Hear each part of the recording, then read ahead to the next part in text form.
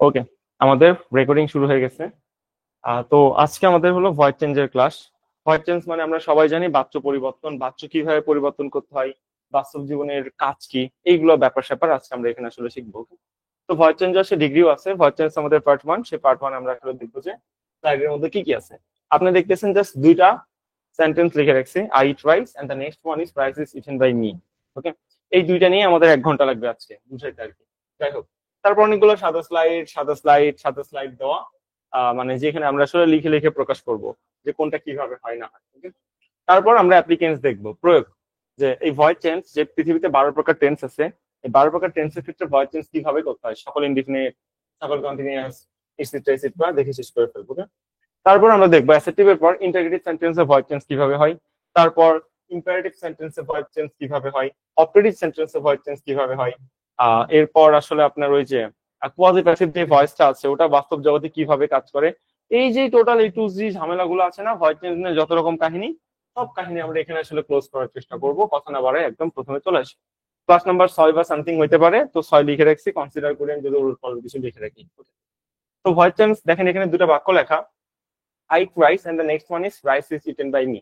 Voice change জিনিসটা কি, বাস্তব জগতে কাজ, কি কি কাজ, কি আমাদের কাজে প্রয়োজন, তারপর কি বলবো, অ্যাক্টিভ বলতে কি বুঝায়, প্যাসিভ বলতে কি বুঝায়, এই ঝামেলাগুলো আগে ক্লিয়ার করতে হবে, তারপর ভয়েস চেঞ্জ নিয়ে আমাদের কথা বলতে হবে। ওকে, চলেন আমি এখান থেকে সাদা কলম নিই, আপনি ভালো দেখতে পারবেন আই গেস সাদা কলম নিলে। ওকে, দেখেন ভয়েস, আর আসে না, সাদা কলম ভালো লাগতেছে না, সাদা কলম এর মধ্যে আসতেছে না, এর মধ্যে লাল কলম নেওয়া যেতে পারে, লাল কলম নিলে ভালো আসার সম্ভাবনা আছে, এই কলম ভালো আসবে।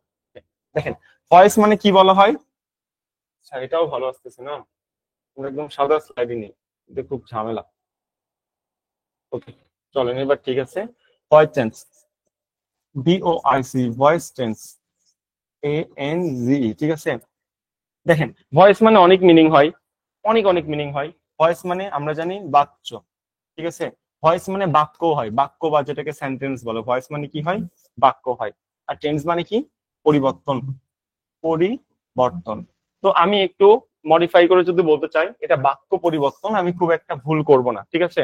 একটা বাক্যকে চেঞ্জ করতে হবে। এখন ভয়েস চেঞ্জ কত প্রকার আছে, যখন আপনি বলতেছেন বাক্যকে পরিবর্তন করতে হবে, তখন কোশ্চেন আসে ভাই কিভাবে পরিবর্তন করব, তাই না। তো এই পরিবর্তন দুই ভাবে হয়, একটাকে বলে অ্যাক্টিভ, অ্যাক্টিভ, আর এটাকে বলা হলো প্যাসিভ, ঠিক আছে। এই দুই রকম পরিবর্তন হয়। অ্যাক্টিভ জিনিসটা কি, অ্যাক্টিভ জিনিসটা হলো যে কোন একটা বাক্য যখন টেন্সের স্ট্রাকচার মেনে চলে তখন তাকে অ্যাক্টিভ বলা হয়। অ্যাক্টিভ কিভাবে চিনবো, টেন্সের স্ট্রাকচার মেনে চলবে।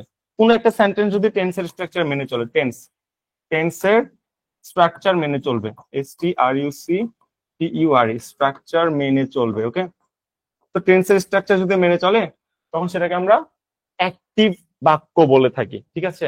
আর প্যাসিভ জিনিসটা কি, প্যাসিভ জিনিসটা হলো টেন্সের স্ট্রাকচার মানে না। টেন্সের আমি আমি এগুলোর ব্যাখ্যা দেখাবো, সমস্যা নেই, আপাতত লিখতেছি। দেখেন টেন্সের স্ট্রাকচার মেনে চলে না, STRUCTURE, স্ট্রাকচার মেনে চলে না, এটাকে আমরা কি বলবো, প্যাসিভ বলবো। ওকে ফাইন, তাহলে আমরা বুঝলাম এখানে ভয়েস চেঞ্জ মানে বাক্য পরিবর্তন। এই পরিবর্তন এখানে দুই রকম হবে, একটা অ্যাক্টিভ আর একটা হলো প্যাসিভ। এখন অ্যাক্টিভের চেহারা কেমন, অ্যাক্টিভ মানে হলো আমার টেন্সের স্ট্রাকচার মেনে চলবে, আর প্যাসিভের মানে কি হলো টেন্সের স্ট্রাকচার মেনে চলবে না। ভাই বুঝলাম না তো কি বলতেছেন, এগুলো মাথার উপর দিয়ে যাচ্ছে আজব কথাবার্তা, এগুলো কি ভালো করে বলেন। আচ্ছা দুটা বাক্য লিখে দেখেন, আই ইট রাইস। পৃথিবীতে টেন্স কত প্রকার ছিল, ভাঙলে টোটাল 12 প্রকার ছিল। 12 প্রকারের স্ট্রাকচার আমরা প্রতিপাদন করে বের করছি একেবারে। অ্যাসেট মানে যতগুলো আছে আমার, ইনডিফিনিট টেন্স, প্রেজেন্টের 4টা, পাস্টের 4টা, ফিউচারের 4টা, প্রতিপাদন করে বের করছি যে টেন্সের স্ট্রাকচার এরকম কেন হয়। এই ডিপ এক্সপ্লেনেশন পর্যন্ত আমি দিছি, একটা সিঙ্গেল ওয়ার্ড বাকি রাখি নাই। তো 12 প্রকার টেন্স আই থিঙ্ক আমাদের মুখস্থ করতে হবে না, আমরা বুঝে বুঝে জিনিসটা শিখতে পারতেছি। তো এই সেন্টেন্সের দিকে যদি আপনি তাকান, আইট রাইস, এটা কি টেন্সের স্ট্রাকচার মেনে চলে। 12 প্রকার টেন্সের মধ্যে একটা কোন টেন্স, আমি যদি তাকাই, আই একটা সাবজেক্ট, তারপর দেখতেছি মূল ভার্বের কি আছে, ভার্ব 1 আছে, ভার্ব 1 বা ভার্ব 0 যেটাই বলেন, মূল ভার্বের প্রেজেন্ট ফর্ম আছে, প্রেজেন্ট। আচ্ছা PRESENT, মূল ভার্বের প্রেজেন্ট ফর্ম আছে, হ্যাঁ হ্যাঁ হ্যাঁ, তার মানে এটা কোন টেন্স, এটা আমার প্রেজেন্ট ইনডিফিনিট টেন্স, এটা আমার প্রেজেন্ট ইনডিফিনিট টেন্স। ওকে, তাহলে এই বাক্যটা যেহেতু টেন্সের স্ট্রাকচার মেনে চলছে, তাহলে এটাকে আমি কি বলবো, আমি বলবো যে ভাই তাহলে এটা আমাদের অ্যাক্টিভ, অ্যাক্টিভ সেন্টেন্স, অ্যাক্টিভ। এসটিআইভি অ্যাক্টিভ বাক্য, অ্যাক্টিভ সেন্টেন্স বা অ্যাক্টিভ বাক্য আপনি বলতে পারেন। ওকে, এবার আমি আরেকটা জিনিস লিখবো। এবার লিখবো যে rice is eaten by me. Rice is eaten by me. এটা কোন টেন্সের স্ট্রাকচার বাবা? কোন জায়গায় তুমি দেখছিলে এটা টেন্সের স্ট্রাকচার?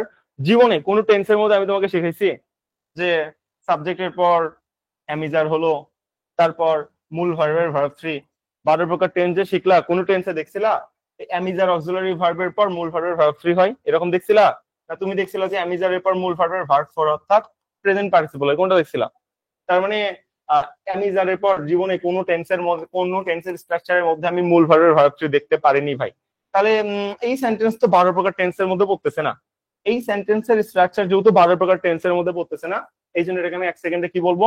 এটাকে বলবো বাবা এটা আমার প্যাসিভ বাক্য, passive, passive sentence, PASSIV, passive সেন্টেন্সের বাংলা হলো বাক্য, ACNTENC। তো এটা আমি তো একভাবে চিনলাম যে অ্যাক্টিভ আর প্যাসিভ, একভাবে চিনলাম কেবল। এক নাম্বার কি, টেন্সের স্ট্রাকচার মেনে চলবে।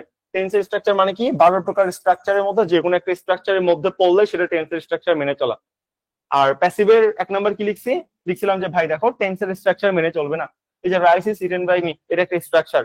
এখন এই অ্যামিজারের পর জীবনে কোনো টেন্সে মূল ভার্বের ভার্ব 3 তুমি দেখছো? জীবনে কোনো টেন্সে ছিল না, 12 প্রকার টেন্সের মধ্যে কোনো টেন্সেই ছিল না। অ্যামিজারের পর মূল ভার্বের সাথে আইএনজি আছে। এই জন্য বলছিলাম আগের ক্লাসের সাথে এই ক্লাস সম্পূর্ণ সিঙ্ক, একদম ফুললি আগের ক্লাসের উপর ভিত্তি করে এই ক্লাসটা আমাদের আর কি করতে হবে। এটা এক নাম্বার উপায়। বলতে পারেন ভাইয়া এটা তো স্ট্রাকচারাল দিক থেকে ব্যাখ্যা দিলেন, মুখস্থ বিদ্যা হয়ে গেল, আপনি তো মিনিং দিয়ে ব্যাখ্যা দেন। মিনিং দিয়ে আমরা একটু ব্যাখ্যা বোঝার চেষ্টা করি। ওকে চলো এবার একটু এক নাম্বার তাহলে আমরা লিখছি অ্যাক্টিভের কি টেন্সের স্ট্রাকচার মেনে চলবে, আর প্যাসিভের কি লিখছি টেন্সের স্ট্রাকচার মেনে চলবে না। এবার অ্যাক্টিভের 2 নাম্বার লিখবো, চলেন 2 নাম্বার চেনার উপায়। 2 নাম্বার চেনার উপায় হলো সাবজেক্ট ভার্বের কাজ করবে। সাবজেক্ট পজিশনে যে ওয়ার্ড থাকবে সেটা ভার্বের কাজ করবে। দেখেন সাবজেক্ট ভার্বের কাজ করবে, সাবজেক্ট ভার্বের কাজ করবে, ভার্বের কাজ করতে পারবে, করতে পারবে। তাহলে এখানে কি লিখবো? সাবজেক্ট ভার্বের কাজ করতে পারবে না। দেখেন সাবজেক্ট ভার্বের কাজ করতে পারবে না, সাবজেক্ট ভার্বের কাজ করতে পারবে না, পারবে না। ভাই বুঝলাম না ব্যাপারটা কি হলো, এটা কি কি বলতেছেন না বলতেছেন, আজব কথাবার্তা। ঠিক আছে আজব কথাবার্তা না, একটু দেখেন তাকান। এটা একটা অ্যাসার্টিভ সেন্টেন্স, এটা আমার শিখাইতে হবে না। অ্যাসার্টিভ সেন্টেন্সে ইট একটা ভার্ব, ভার্বের আগের পজিশনে যা থেকে পুরো অংশকে সাবজেক্ট পজিশন বলে। তাহলে আই কি? আই হলো আমাদের একটা সাবজেক্ট। ওকে, সাবজেক্ট। ওকে, এবার চলেন আমি কি লিখছি অ্যাক্টিভ টেনার উপায়, সাবজেক্ট ভার্বের কাজ করতে পারবে। চলেন দেখি তো এখানে ভার্ব কি? ভার্ব হলো ইট, ইট মানে কি? খাওয়া। ওকে, এখন বলেন খাওয়ার কাজ কি আই করতে পারে। Is it true in our present life? এটা কি আমাদের বর্তমানে কি এটা বাস্তব, ভ্যালিড নাকি নন ভ্যালিড? সবকিছু মিনিং এর উপর ডিপেন্ডেন্ট, বর্তমান বাস্তবতা চিন্তা করতে হবে। আমাকে বলছে যে আই ইট রাইস, আই মানে আমি, তাহলে আমার জীবন আছে, ইট মানে খাওয়া, তাহলে আমি কি খাওয়ার কাজ করতে পারি? এটা কি বাস্তবে সঠিক? ইয়েস সঠিক, আমি মানুষ, আমার জীবন আছে, তাহলে আমি খাওয়ার কাজ করতে পারবো। তার মানে এখানে এই যে ভার্ব, সাবজেক্ট এখানে দেখেন ভার্বের কাজ করতে পারতেছে, ভার্ব হলো ইট, ইট মানে খাওয়া, খাওয়ার কাজ এখানে আই করতে পারতেছে। তার মানে এইভাবে আমি চিনতে পারবো যে ভাই ঠিক আছে, তাহলে এটা আমাদের কোন স্ট্রাকচার? এটা আমাদের হলো অ্যাক্টিভ সেন্টেন্সের স্ট্রাকচার। অ্যাক্টিভের 2 নম্বর স্ট্রাকচার কি বা 2 নম্বর চেনার উপায় কি? সাবজেক্ট ভার্বের কাজ করতে পারবে। বাট নিচে যদি চলে আসেন, rice is eaten by me, এই বাক্যে ভার্ব কোনটা? এই যে ইজ ইটেন, এটা হলো ভার্ব। ভার্বের আগে যা থাকে ওটাকে কি বলা হয়? সাবজেক্ট পজিশন বলা হয়। এটা একটা অ্যাসার্টিভ সেন্টেন্স, এটা হলো ভার্ব, ভার্বের আগে যা আসে সেটাকে সাবজেক্ট পজিশন, সাবজেক্ট পজিশনে কে বসে আছে? রাইস। তাহলে রাইসকে আমি কি বলবো? রাইস হলো আমাদের সাবজেক্ট পজিশন বা সাবজেক্ট। এখানে মেইন ভার্বটা কি? মেইন ভার্ব হলো ইটেন। ভাই এটা বের করার সহজ উপায় বলবো, মেইন ভার্ব যেটাই থাক তুমি বেস্ট ফর্মে নিয়ে আসবা, তারপর মিনিং দিয়ে কাজ করবা। ঠিক আছে, বলো ইটেনের বেস্ট ফর্ম কি? ইটেনের বেস্ট ফর্ম ইট, ইএটি, ইট। এবার চিন্তা করো, বলো ইট মানে খাওয়া, এই যে ভার্ব, রাইস তো সাবজেক্ট। এখন এখানে সাবজেক্ট কি ভার্বের কাজ করতে পারে? ইট মানে খাওয়া, রাইস কি খাওয়ার কাজ করতে পারে? কি রে ভাই, রাইস তো বস্তু, রাইসের জীবন আছে, ভাতের জীবন আছে? ভাতের তো জীবন নাই, তো ভাত কিভাবে খাওয়ার কাজ করবে? আজব কথাবার্তা, এটা কি সম্ভব? এটা সম্ভব না। তার মানে এটা নন ভ্যালিড। এই জন্য লিখছি যে প্যাসিভ সেন্টেন্স চেনার আরেকটু উপায় হলো যে প্যাসিভ সেন্টেন্সে সাবজেক্ট কখনো ভার্বের কাজ করতে পারে না, দন্ত নয়কারে না, সাবজেক্ট কখনো ভার্বের কাজ করতে পারে না। তো একটু হইলো আপনার জাস্ট ভয়েড টেন্স। আমি বললাম যে বাক্য পরিবর্তন, এই বাক্য পরিবর্তন কেমন হয়? তখন বললাম যে ভাই অ্যাক্টিভ হয় একটা, প্যাসিভ হয় একটা। তখন আপনি কোশ্চেন করলেন ভাই অ্যাক্টিভ প্যাসিভ কেমনে চিনবো? এটা তো আমাকে আগে চিনান। একটা বাক্য দেখে আমি চিনবো কেমন এটা অ্যাক্টিভ নাকি প্যাসিভ? তখন আমি বললাম যে ভাই সহজ কথা, টেন্সের স্ট্রাকচার মানলে অ্যাক্টিভ আর টেন্সের স্ট্রাকচার না মানলে প্যাসিভ। তোমার এটা পছন্দ হলো না, ভাইয়া তো আমাদের মুখস্থ করাচ্ছে, এটা খুবই খারাপ কথাবার্তা। চলো 2 নম্বর স্ট্রাকচার। 2 নম্বরে বললাম দেখো মিনিং দিয়ে আবার আসো। ওই সেন্টেন্সে যদি দেখো সাবজেক্ট ভার্বের কাজ করতে পারতেছে তাহলে অ্যাক্টিভ, আর যদি দেখো সাবজেক্ট ভার্বের কাজ করতে পারতেছে না ভাই, তাহলে কি হবে? তাহলে প্যাসিভ হবে। যে এখানে আপনাকে হাতে কলমে প্রমাণ করে দিলাম। কিভাবে প্রমাণ করলেন?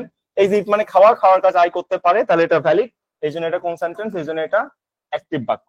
আর এখানে rice is eaten by me, subject কে রাইস, মেইন আমার মেইন ভার্ব কি ইটেন, বেস্ট ফর্মে নিয়ে আসেন, সারা জীবন বেস্ট ফর্মে নিয়ে আসবেন। ওকে, ইট মানে খাওয়া, খাওয়ার কাজ কি রাইস করতে পারে? Yes or no? হুম, খাওয়ার কাজ তো রাইস করতে পারবে না, রাইসের তো জীবন নাই। এই জন্য এই বাক্য আমি দেখে 1 সেকেন্ডে কি বললাম, বললাম যে প্যাসিভ বাক্য, এটা একটা প্যাসিভ সেন্টেন্স। তাহলে আমরা প্রথমত আপনাকে চিনাইলাম যে আপনি অ্যাক্টিভ বা প্যাসিভ সেন্টেন্স চিনবেন কিভাবে। পরিবর্তন ভাই পরের কাহিনী, থেকে তোমার চিনতে হবে ভাই, তাই না? অ্যাক্টিভ বা প্যাসিভ তুমি কিভাবে চিনবা? এই দুইটা হলো অ্যাক্টিভ আর প্যাসিভ চেনার উপায়। একটু কষ্ট করে নোট ডাউন করে নেবেন। আমার সাথে আই থিঙ্ক আপনি নোট ডাউন করে নিচ্ছেন, আপনার যেমনি ইচ্ছা নোট ডাউন করবেন, গ্রুপে পোস্ট দেওয়ার পর সেটা আপনাকে চেক করে দেওয়া হবে। আপনার তো প্যানিক খাওয়ার কারণ নেই, ভুল হলে সেখানে আমরা কারেকশন করে দিব। বাট আমার মতো করে কপি না করে এখানে আপনার নিজের ক্রিয়েটিভিটি দেখান। আপনি যেভাবে নোট করলে স্যাটিসফাইড হন, যেভাবে নোট করলে বুঝতে পারেন, ঠিক সেভাবে নোট করবেন। আমরা কপি করার জন্য নোট করতে বলি না, তুমি কেমন বুঝছো সেটা চেক করার জন্য নোট করতে বলি। আর একটা স্টুডেন্টের নোট খাতা দেখলে বোঝা যায় যে সে কোন জায়গায় চান্স পাবে। ক্রিয়েটিভিটি তার নোট খাতার মধ্যে ফুটে ওঠে, যারা ক্রিয়েটিভ তারা সব জায়গাতেই ক্রিয়েটিভ। আচ্ছা, যাই হোক, একটু হলো আমাদের ভয়েস চেঞ্জের ইনিশিয়াল কথাবার্তা। ওকে, তাহলে এখন আপনি চিন্তা করেন ভয়েস চেঞ্জ পৃথিবীতে কত প্রকার হইতে পারে। কমন সেন্স কি বলে? কমন সেন্স হলো ভয়েস চেঞ্জ মানে হলো যে হয় অ্যাক্টিভ থেকে প্যাসিভ বানাইতে হবে, অথবা প্যাসিভ থেকে অ্যাক্টিভ বানাইতে হবে। অ্যাক্টিভ মানে কি? অ্যাক্টিভ মানে বলছি টেন্সের স্ট্রাকচার মেনে চলে। টেন্সের স্ট্রাকচার কতটা পৃথিবীতে? টেন্সের স্ট্রাকচার পৃথিবীতে হলো 12টা। তাহলে পৃথিবীতে 12 প্রকার টেন্স আছে, পৃথিবীতে 12 প্রকার অ্যাক্টিভ বাক্য আছে। তাহলে আমি বলতে পারবো ভয়েস চেঞ্জ পৃথিবীতে 12 প্রকার। কেন 12 প্রকার? টেন্সের স্ট্রাকচার 12টা, 12টা যদি টেন্সের স্ট্রাকচার হয়, ওই তো বলছে যে এই সকল বাক্য টেন্সের স্ট্রাকচার মেনে চলে এগুলোতে অ্যাক্টিভ। তাহলে ওই 12 প্রকার বাক্যকে আমি অ্যাক্টিভ থেকে প্যাসিভ বানাইতে পারবো। কমন সেন্সের ব্যাপার, 12 প্রকার বাক্যকে আমি অ্যাক্টিভ থেকে প্যাসিভ বানাইতে পারবো। এখান থেকে আমি একটা ডিক্লারেশনে আসতে পারলাম যে ওকে, তাহলে আমাদের ভয়েস চেঞ্জ 12 প্রকার হয়ে থাকে বা 12 রকমের হতে পারে। অ্যাসার্টিভ সেন্টেন্সের ক্ষেত্রে বা অন্যান্য সেন্টেন্সের ক্ষেত্রে কিভাবে হয় আমি আপনাকে একটু একটু পর এক্সপ্লেন করবো। একটু আপনি ড্যাম শিওর যে আপনার ভয়েস চেঞ্জ 12 প্রকার হবে, শিওর শর্ট। কিভাবে? কারণ 12 প্রকার টেন্স আছে।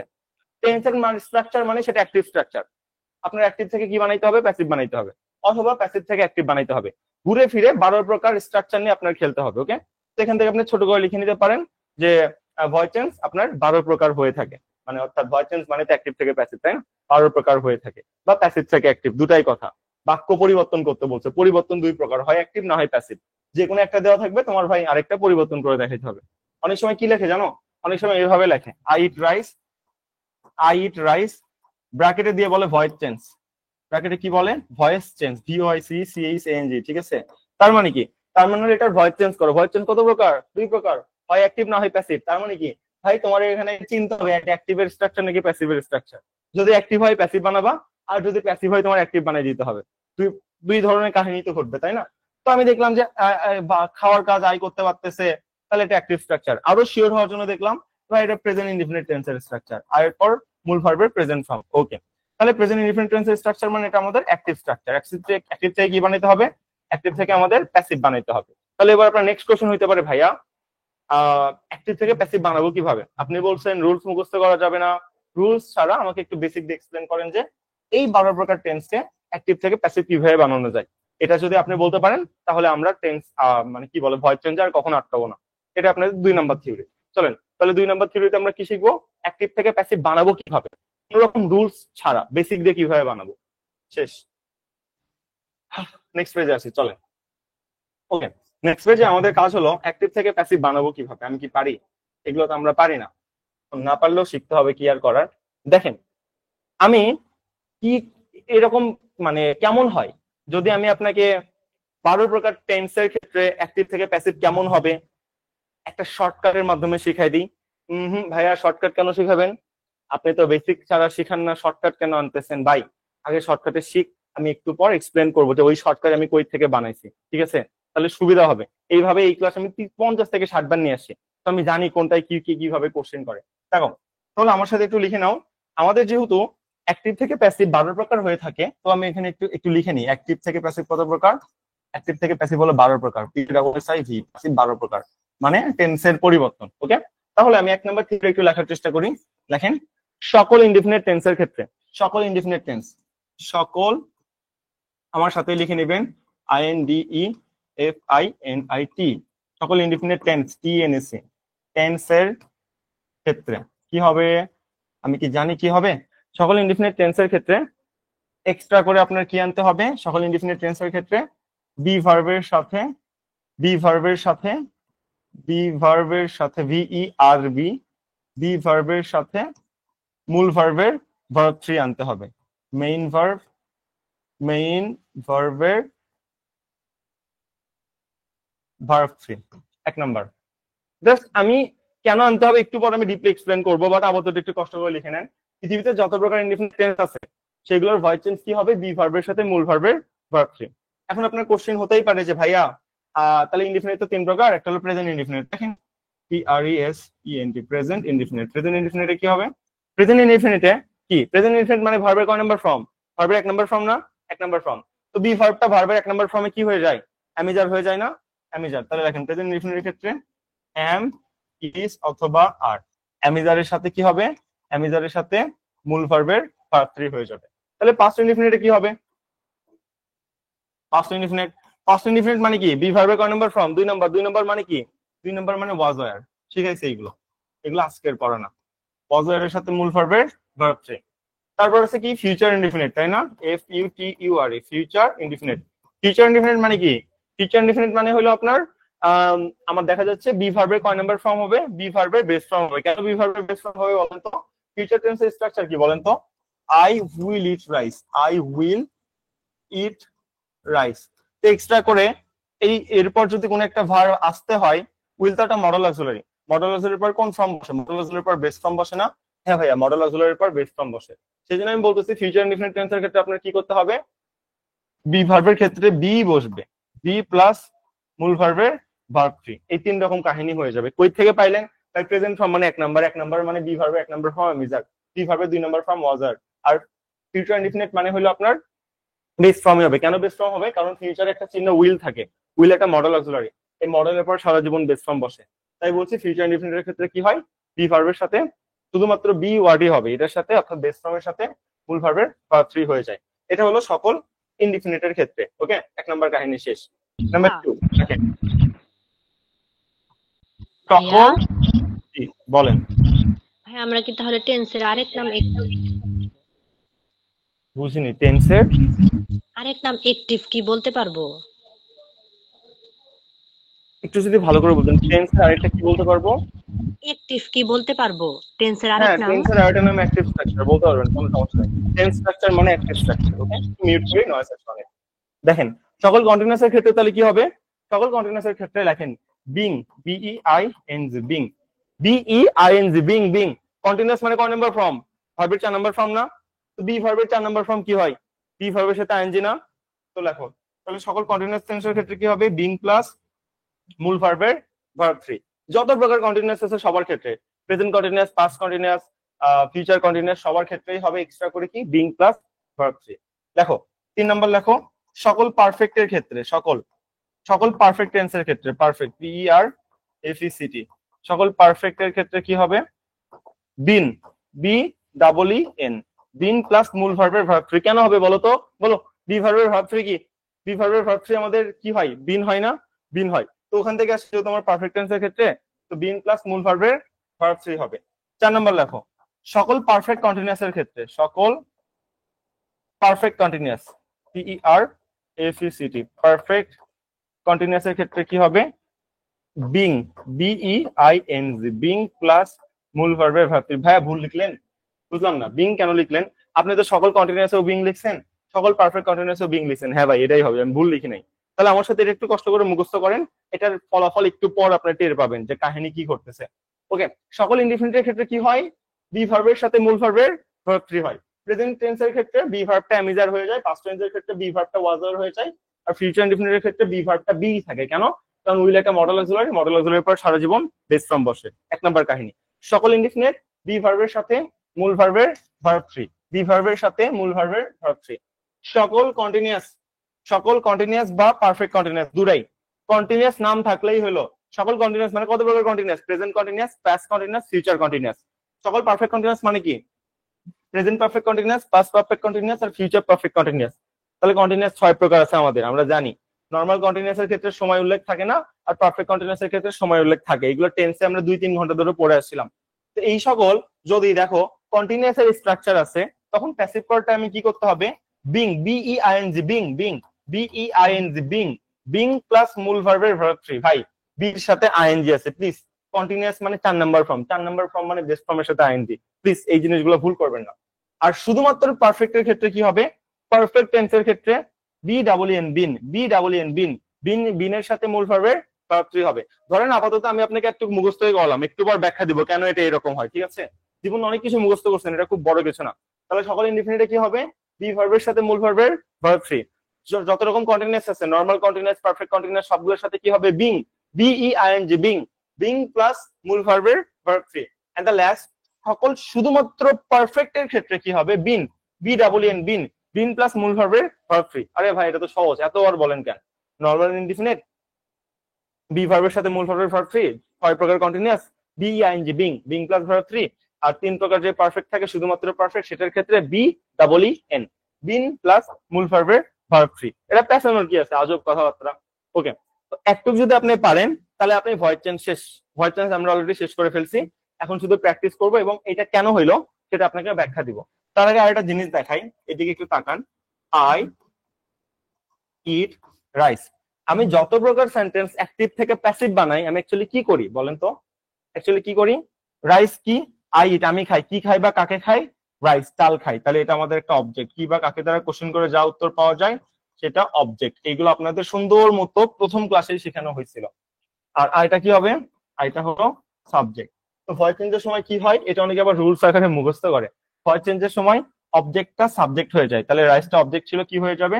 সাবজেক্ট। ওকে, রাইস। তারপর সাবজেক্টটা কি হয়ে যায়? অবজেক্ট হয়ে যায়। আর এটা কি হয়ে যাবে? মি হয়ে যাবে। আর এখানে কি আসে? এখানে একটা বাই বা এনি প্রিপজিশন আসবে। Any preposition, P R E P ও, এনি যে কোনো রকম প্রিপজিশন আসবে। প্রিপজিশন অ্যাকচুয়ালি কি করে? বাক্যের সৌন্দর্যতা দান করে। আপনার মিনিং ঠিক রাখার জন্য বাই আসতে হবে নাকি টু আসতে হবে নাকি উইথ আসতে হবে, এটা লিটারেলি মিনিং এর উপর ডিপেন্ডেন্ট। এখানে বাই আসবে, উইথ আসবে নাকি টু আসবে, এটা ভাই এটা নির্দিষ্ট কোনো ভিত্তি নাই। যেমন কি, যেমন ধরো আমি যদি এরকম একটু লিখি, I know you, I know you, আমি তোমাকে চিনি, আই নো ইউ, তাহলে অবজেক্টটা সাবজেক্ট হয়ে যাবে। ইউ, সাবজেক্ট অবজেক্ট দুটা ইউ হয়। আচ্ছা ইউ, তারপর ড্যাশ, আইটা কি হয়ে যাবে? মি হয়ে যাবে। আর এর সাথে আমাদের নর্মালি কি বসে মিনিং এর জন্য? এখানে টু বসে। প্রিপোজিশন হিসেবে এখানে কি বসে? প্রিপোজিশন হিসেবে এখানে টু বসে। তো ভাই কোনটার সাথে বাই বসবে, কোনটার সাথে টু বসবে, এটা লিটারালি মিনিং এর উপর ডিপেন্ডেন্ট। এটার সাথে আসলে মানে কোন রকম রুলস টুলস কোনো কিছু নাই। ওকে, তাহলে দেখেন একটু কিন্তু প্রত্যেকটার ক্ষেত্রেই কারেক্ট। প্রত্যেকটার ক্ষেত্রেই কিন্তু অবজেক্টটা সাবজেক্ট হয়, সাবজেক্টটা অবজেক্ট হয়, মাঝখানে একটা প্রিপোজিশন আছে। এটা কিন্তু প্রত্যেকটা বাক্যর ক্ষেত্রেই হয়, অ্যাক্টিভ থেকে প্যাসিভ। শুধু আমরা পারি না কোথায়? এই যে ভার্বের পরিবর্তনটা পারি না। ভার্ব মনে রাখবেন, ভার্বের কোন রকম ব্যতিক্রম নাই, নাই, নাই। ভার্বের পরিবর্তন সারা জীবন ফিক্স, এর কোন রকম ব্যতিক্রম হয় না, কোন রকম ব্যতিক্রম হয় না। তো আমি কিন্তু একটা কথা বলে আসছি, এখানে লিখছি সকল ইনডিফিনিটের ক্ষেত্রে বি ভার্বের সাথে মূল ভার্বের ভার্ব থ্রি। আর 6 প্রকার কন্টিনিউয়াস এর ক্ষেত্রে B E I N G, being plus verb three. আর 3 প্রকার পারফেক্টের ক্ষেত্রে B double N, been, been plus মূল ভার্বের ভার্ব থ্রি হয়। ঠিক আছে? ওকে, তাহলে আমরা একটু মোটামুটি শিখলাম এবং এটাও দেখলাম যে একটা বাক্যের অ্যাক্টিভ থেকে প্যাসিভ করার টাইমে কি কি পরিবর্তন হয়। অবজেক্টটা সাবজেক্ট হয়, সাবজেক্টটা অবজেক্ট হয়, মাঝখানে একটা প্রিপোজিশন আসে। কোন প্রিপোজিশন আসবে এটা লিটারালি মিনিং এর উপর ডিপেন্ড করে। এটা কোনো মুখস্থ বিদ্যা না, হ্যাঁ, এটা আকাশ থেকে পড়া কোনো বিদ্যা না। কখনো উইথ হয়, কখনো টু হয়, কখনো বাই হয়। এটা আপনি প্র্যাকটিস করতে করতে একটু পর শিখে যাবেন। আপাতত আমরা শুধুমাত্র বেসিকে আছি। আশা করি একটুকু আমাদের লেখা ডান। তাহলে আমরা এখন কি করব? এইটুকু স্ট্রাকচার যেহেতু আমাদের মাথায় আছে, বি ভার্বের সাথে মূল ভার্বের ভার্ব থ্রি, তারপরে বিং, বিআইএনজি, বিং কন্টিনিউয়াস এর সাথে তারপর ভার্ব থ্রি হয়। আর 3 প্রকার পারফেক্টের ক্ষেত্রে বি ডাবল এন, বিন, বিনের সাথে মূল ভার্বের ভার্ব থ্রি হয়। একটু আমরা মোটামুটি সবাই বুঝে ফেলছি, এটা নিয়ে আমাদের আর কোন রকম ইস্যু নাই। একটু আমরা লিখে ফেলছি প্লাস মুখস্থ করে বুঝেও ফেলছি। ঠিক আছে, তাহলে এখন কি করতে হবে? এখন তাহলে প্র্যাকটিস করতে হবে। প্র্যাকটিস কেমনে করে? এভাবে করে, দেখেন কত সহজ, মানে আমি বুঝাইতে পারবো না। কোনো কিছু এত সহজ হয় আমার আসলে জানা ছিল না। তাকান, আমার কি চিন্তা হবে? টেন্সের স্ট্রাকচার। এখানে কি লেখা আছে? আই ইট রাইস, এটা কোন টেন্স? আই ইট রাইস আছে, সাবজেক্ট প্লাস সাবজেক্ট আছে, প্লাস মূল ভার্বের বেস ফর্ম আছে, ভার্ব জিরো। তো সাবজেক্টের বা মূল ভার্বের বেস ফর্ম বা প্রেজেন্ট ফর্ম কোন টেন্স হয়? Present indefinite. Okay, present indefinite.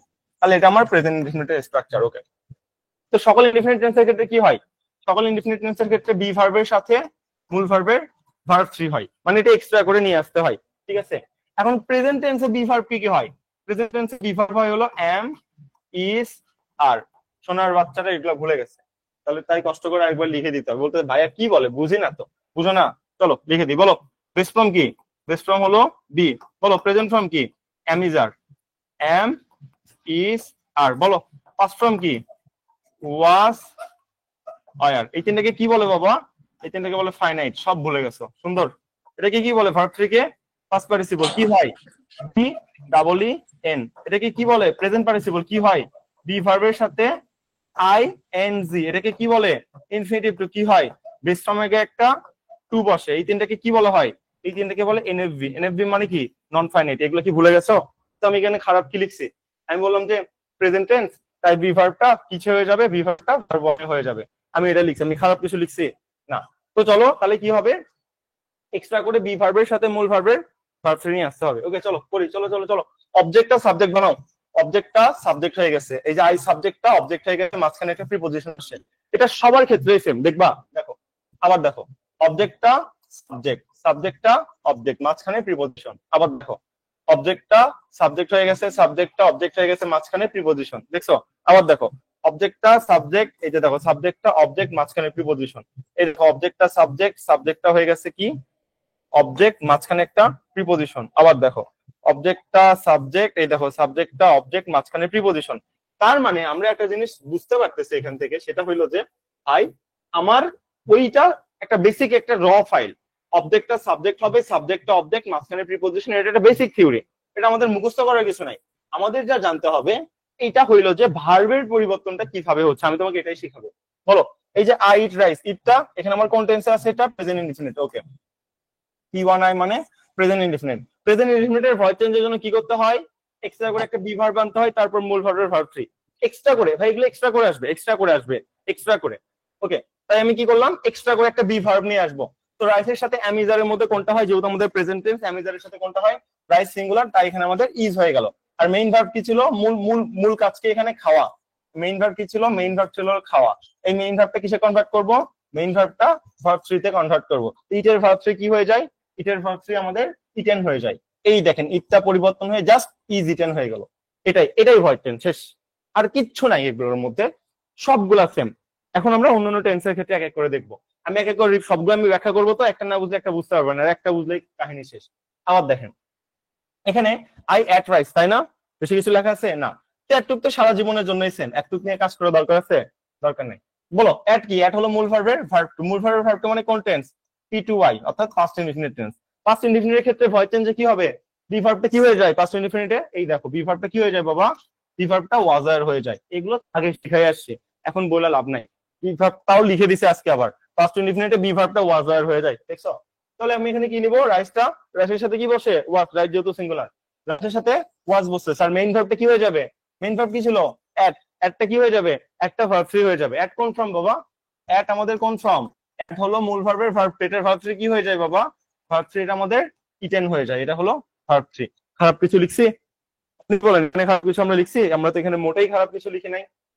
ওকে, রাকিব একটা চার্জার ওখানে আছে, সিলিং এ আছে, ওটাও নিতে পারো, ব্যাগের মধ্যে সিলিং এ আছে। আচ্ছা, আমরা তাহলে যেই পয়েন্টটা ছিলাম, তো ওই জন্য আমি এখানে একটাকে কি বানাই দিছি? ইটেন বানাই দিছি, শেষ। ফিউচার দেখবেন সেম জিনিসই তো, 12 প্রকার সেম জিনিস 12 বার দেখাইতে হবে। দেখেন, অবজেক্টটা সাবজেক্ট, সাবজেক্টটা অবজেক্ট, মাঝখানে প্রিপজিশন, কাহিনী শেষ। তাহলে আমাদের উইল ইট কত নাম্বার ফর্ম বাবা? Future indefinite. Future indefinite F5। Future indefinite ক্ষেত্রে কি হবে?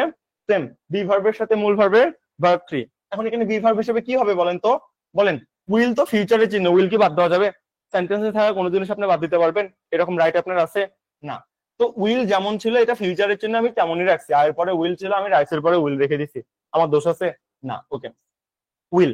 এরপর আমার কি আনতে হবে এক্সট্রা করে? বি ভার্বের সাথে মূল ভার্বের ভার্ব থ্রি আনতে হবে। এখন আপনিই বলেন, উইল একটা মডাল অক্সিলারি ভার্ব, মডাল। আমরা মডেল নিয়ে কত কাহিনী করলাম। মডেল মানে মুড, মুড হলো কোনো কিছুকে নিয়ন্ত্রণ করে বা স্থির করে। এই জন্য মডেলের পর সারা জীবন বেস ফর্ম বুঝতে হয়, না হলে মিনিং নষ্ট হয়ে যাওয়ার সম্ভাবনা আছে। কত কথা বললাম মডেল নিয়ে। তো এই জন্য উইল যেহেতু একটা মডেল, এরপর আমাদের বেস ফর্ম বুঝতে হবে। তাই এখানে বি ভার্বের বেস ফর্ম বি, বি নিজেই বসছে, বুঝছেন? এই বি বসছে। আর মেইন ভার্বটা কি ছিল? মূল কাজ কি ছিল? খাওয়া। ইটটা কি হয়ে গেছে? ইটটা মেইন ভার্বের ভার্ব থ্রি হয়ে গেছে, ইটেন হয়ে গেছে। খুব খারাপ কিছু বলছি? খুব কঠিন কিছু বলছি আমরা এখানে? না। এইভাবে আপনার যত প্রকার টেন্স আছে সব পরিবর্তন হয়। জাস্ট এটা থিওরি মনে রাখতে হবে যে প্রেজেন্ট ইনডিফিনিটে কি হয়। প্রেজেন্ট ইনডিফিনিটটা আমাদের বি ভার্বের সাথে মূল ভার্বের ভার্ব থ্রি হয়ে যায়। জাস্ট আপনি যদি একটু মনে রাখতে পারেন, তাহলে আপনারা কোনো কিছুতে আটকাটকির মধ্যে নাই, আপনি মোটামুটি সবগুলোই সলভ করতে পারবেন। পৃথিবীতে যত স্ট্রাকচার আছে প্রেজেন্ট ইনডিফিনিটের সবগুলো একই রকম ভাই, সব সেম। দেখো এই কয়টা যদি তোমার পছন্দ না হয়, এবার তুমি আসবা কন্টিনিউয়াস। ঠিক আছে, কন্টিনিউয়াস স্ট্রাকচার কি ছিল? Being plus being, B and being, being plus মূল ভার্বের ভার্ব থ্রি। মানে এগুলো এক্সট্রা করে আনতে হয় ভাই, বাক্যের মধ্যে এগুলো এক্সট্রা করে নিয়ে আসতে হয়। ঠিক আছে, বিং প্লাস মূল ভার্বের ভার্ব থ্রি। ওকে চলো আমরা এবার একটু দেখি বিং প্লাস মূল ভার্বের ভার্ব থ্রি কেমনে হয়। দেখো এই রাইস, আই, এগুলো পরিবর্তনে অবজেক্ট সাবজেক্ট বাই মি হয়ে গেছে, এগুলো নিয়ে চিন্তা আছে না। এই দেখো am eating continuous structure present continuous P one কন।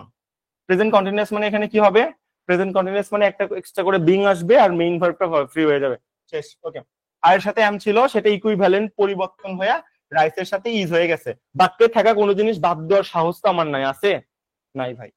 এমটা কি হয়ে গেছে? এমটা ইজ হয়ে গেছে। আর এর সাথে এম হয়, রাইসের সাথে ইজ হয়। অ্যামিজারের মধ্যে যেটা আর কি হয়, ইকুইভ্যালেন্ট ভাবে পরিবর্তন হয়ে গেছে, রাইস ইজ। এক্সট্রা করে আমি কি করব? কন্টিনিউয়াস এর প্যাসিভ বানানোর জন্য একটা বিং নিয়ে আসবো। আর মেইন ভার্বটা, মেইন ভার্ব কি ছিল? খাওয়া। ইটিংটা কি? খাওয়া না? ভার্ব থ্রি বানাই দিব। তো ভার্ব থ্রি ইটেন বানাই দিছি, শেষ। শেষ। খুব খারাপ কিছু করছি না। তো আমি যদি পাস্ট কন্টিনিউয়াস এর ক্ষেত্রে করি তাহলে কি হবে? চলো দেখাই। সেম কাজ ভাই। আর এর সাথে ওয়াজ হয়, সেটা তুমি অবজেক্টটা যেহেতু সাবজেক্ট বানাই দিছো, রাইসের সাথে ইকুইভ্যালেন্ট, রাইস সিঙ্গুলার, তাই ওয়াজ হয়ে গেছে। ওকে, এক্সট্রা করে কি আনতে হয়? একটা বিং নিয়ে আসতে হয়। আর মেইন ভার্বটা মূল ভার্বের ভার্ব থ্রি বানাই দিতে হয়। হয়ে গেল কি? বিং ইটেন, শেষ। ফিউচার ইনডিফিনিটে কি হয় দেখো, I will be eating rice. Will B তো ফিউচারের চিহ্ন, এটাকে বাদ দেওয়ার রাইট তোমার আছে? উইল বি ফিউচারের চিহ্ন না, বলো? এটা তুমি বাদ দিতে পারবা না। তো কপি করো। তো রাইস নিয়ে আসো, অবজেক্টের সাবজেক্ট, উইল বির মতো রাখো। এটা তো তোমার হাত দেওয়ার ভাই কোনো রাইট নাই, সরি। কি করবা? এটা তো ফিউচারের চিহ্ন ভাই, তুমি তো এক্সট্রা করে কোনো কিছু বাদ দিতে পারবা না। তুমি এক্সট্রা করে আনতে পারবা, বাট সেন্টেন্সটাকে বাদ দেওয়ার রাইট তো তোমার নাই ভাই, তাই না? তো ফিউচার কন্টিনিউয়াসে কি হয়? বিং প্লাস মূল ভার্বের ভার্ব থ্রি হয়ে যায়। দেখেন একটা বিং আসছে, আর মেইন ভার্ব ছিল খাওয়া, সেটা হয়ে গেছে ইটেন, অর্থাৎ ভার্ব থ্রি হয়ে গেছে। এখন বলতে পারেন ভাইয়া ভাইয়া ফিউচারে তো বেস ফর্ম বসে, তাহলে বেস ফর্ম কোথায় গেল? হ্যাঁ, এই কোশ্চেন এতক্ষণে দেখো তো, এই যে রাইস উইল বি, উইলের পরে এখানে বি বেস ফর্ম আগে থেকে বসে নাই, এই যে মূল ভার্বের ভার্ব জিরো। তুমিই বলো বসে নাই? ওখানে তো আগে থেকেই বসে আছে, ওটা তো সেন্টেন্স স্ট্রাকচার ছিল, কন্টিনিউয়াস টেন্স স্ট্রাকচারের মধ্যে ওটা ছিল। আমরা যখন কন্টিনিউয়াস টেন্সের জন্ম দিছিলাম, তখন না তোমাকে বলছিলাম যে আমাদের আমাদের যেহেতু কি আনতে হবে, আমাদের ফিউচার কন্টিনিউয়াস যেহেতু বানাইতে হবে, তো আমরা তো উইল, উইল তো মডেল অক্সিলারি, এরপর ডিরেক্ট আমরা মানে বেস ফর্ম ছাড়া অন্য কোনো কিছু লিখতে পারবো না। তাই আমরা বুদ্ধি করে কি আনছিলাম? একটা অ্যামিজার, অ্যামিজার মানে হয়, সেটার বেস ফর্ম বি নিয়ে আসছিলাম। এই যে বি নিয়ে আসলাম, তাহলে উইল বি মিলে একটা ফাইনাইট ভার্ব গঠন করলো, ফাইনাইট ভার্ব, মূল ভার্বের ভার্ব জিরো, ফাইনাইট ভার্ব গঠন করলো। তারপর নন ফাইনাইট যেটা ইচ্ছা ভাই তুমি সেটা বসাইতে পারবা, তাই না? তো নন ফাইনাইট বসানোর ক্ষেত্রে আমার লাভ দরকার, আমার কি প্রয়োজন? আমি কন্টিনিউয়াস টেন্স বানাবো, তাই আমার ভার্ব ফোর একটা চলমান রূপ প্রয়োজন। তাই আমি এই যে আয়ের পর উইল বি নিয়ে আসছিলাম, তারপর চলমান রূপ নিয়েছিলাম মূল ভার্বের ভার্ব ফোর, তারপর অবজেক্ট যেমন ছিল তেমন বসাই দিছিলাম। খারাপ কিছু করছি না, শেষ। এই হলো আপনাদের ভয়েড চেঞ্জ। ভয়েড চেঞ্জ না আমরা অনেক ডরাই, যে ভয়েড চেঞ্জ প্রত্যেকের একটা একটা করে রুলস মুখস্থ করছি, যে এইটা লেখো সাবজেক্ট অবজেক্ট হবে, এই হবে সেই হবে, ভাই রে ভাই মাথা নষ্ট হয়ে যায়, সরি।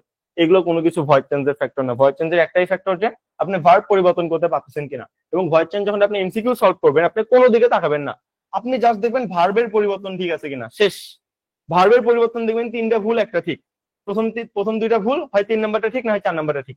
এইভাবে আপনার আসলে কোশ্চেন করে থাকে, ঠিক আছে? একজন বলতে ভাই ক্লাস আটকে যাচ্ছে কেন? এখানে ক্লাস আটকায় যাওয়ার কোনো সম্ভাবনা নাই, একদম ফুল 4K তে স্ট্রিমিং এ আছি, আপনার নেট প্রবলেম। এবং আমি আউটপুটটা দিয়ে রাখছি হলো 1080 প্রিন্টে, হ্যাঁ। হয় ফুল এইচডি দেখতে পারবেন অথবা দেখতেই পারবেন না। আমি যদি অটো দিয়ে রাখতাম, তাহলে আপনার নেটওয়ার্ক কোয়ালিটি অনুযায়ী হয় 360 প্রিন্ট হতো, 240 প্রিন্ট হতো, এভাবে হইতো।